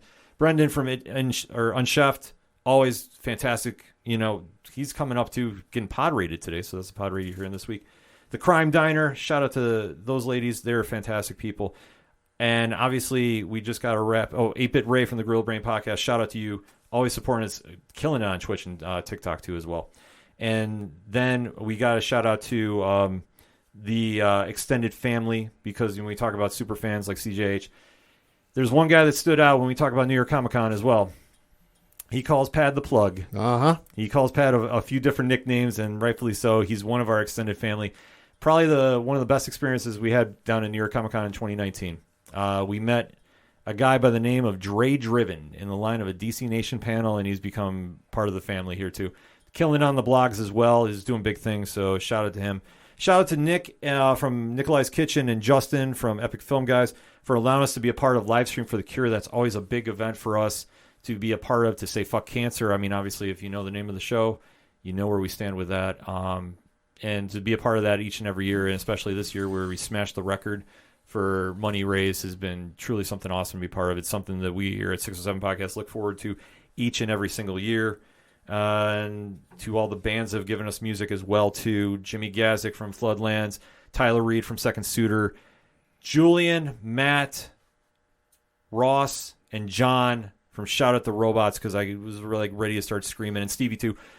Shout at the Robots is some of the best people we've met, and anytime that we have ever asked them for anything, they've just been like, take it. In fact, Julian, I think, has given me like one of the biggest compliments he could. He literally says, don't even bother asking me, just do it. If we ever need music, he just says, take it. So that has always been a huge thing for us. Tom Jolo, who will be closing out the show tonight, another fantastic guy, comes in on short notice to help us out whenever we can do anything. And, for everybody else that we met, the dog, Kevin Molson, Bones, Ryan Bombard, I know you're out there, my friend. I know Ryan is long overdue to come back on the show, too. It's been a minute. It's been a minute. And I was going to just say, for everybody that's been in the aPODalypse, everybody that we met in Inner Circle, everybody we met in Pod Nation, listen, if I didn't shout you out, it is nothing personal. I have a long list, and I'm trying to camera this through in a reasonable amount of time. So thank you for anybody that's given us support over these past 5 years. Geekdom Fancast, too, on Instagram. Can't forget you guys. It has absolutely meant the world to us. And to keep the brand growing as much as it has just truly been a blessing. And can't thank everybody enough for it. And I'm just going to close it out with a rest in peace, Vinny. Yeah. And rest in peace, Dave Kemmer, who were always part of the family and unfortunately are not with us anymore. Never forget you guys. Always keep you in the back of our heads when we're recording, especially when we're on the wrestling podcast, because I know you guys were huge, huge supporters of that. And to all the guests that have ever come through, Johnny Moose, I could keep going on, but I'm just going to leave it with this. Thank you for an incredible 5 years, for being a part of this show, for the original panel, for Josh, whenever he wants to come back on. I know he's busy with a young family. He lives far away now. Yep. The seat's always open for him. For Coach Duffy, you know the seat's always here for you, too. For our guys, our family over at 8122 Productions, you know they're always welcome to run through here whenever they need to. Crazy Curtis Gaming, too. It has been an epic 5 years, and for everybody who's ever given us a shot, we just say simply thank you. Final thoughts, Pat? No, you hit everything on the head. You know, if you've ever given us a listen, you know, supported us, shared the link, shared the stream, you know, anything, you know, thank you. We would not be here without you, and we do this for you. You know, we don't do this for our own, you know, selfish enjoyment. We don't do this to just go listen from home and listen to ourselves talk. No, we do this because, you know, we have opinions. We want to put them out into the world, and we know there are people that want to hear them. Why else would we still be here if people didn't want to hear what we have to say? And it's a joy and a privilege to do that. You know, everything we've gotten to do over the years and people we've spoken to, you know, from the interviews, you know, with local and even some of the comic writers, you know, never would have thought that when I was in your apartment helping set up, you know, the social media, did I think within 5 years I'd be interviewing, you know, comics writers and musicians and doing press for New York Comic Con. Like, no, never would have thought it. Yeah, no, to think about how wild of a ride. I mean, Kyle Higgins, Ryan Parrott, Matt Groom came on the show talking super massive. Yeah. Alan Dunford came on talking Pocus Hocus. We have had a lot of privileges that few people can say they have, whether it's been press for New York Comic Con, sponsoring RoberCon locally, getting early screener access to Disney shows, Amazon Studios, early comic releases to do a blog, which has blown up. So shout out to everybody over at Boom Studios, Valiant Entertainment, Comixology Originals, Dark Horse Comics. Listen, this has just been an absolute pleasure to be a part of. And for everybody who's been with us since day one, thank you. If you've come on lately, thank you for giving us a shot, and we hopefully have won you over with our rants and raves about everything from sports, movies, TV, comics, and more. It's a parlay of topics for a reason, because we want to talk with everybody and make this a very positive conversation and at least give you some kind of entertainment in this ever-changing, crazy world. Final shout-out, Tom, from Off the Cuff Gaming, because we have to wrap this up. That said, that's all I got for this week. So for the one and only Padawan J, thank you, and fuck the Astros. I'm your host, Ken M. Thank you, as always, for listening to two guys from upstate New York, from a little rinky-dink podcast that allegedly nobody hears about, but we spam too much, we talk a lot of trash, we kind of have a hard name to pronounce, and a few other things that we just like to say, listen, if you're mad at the success we have, outwork us. We dare you. This has been the ODPH podcast for 5 years. We'll see you for the next 5.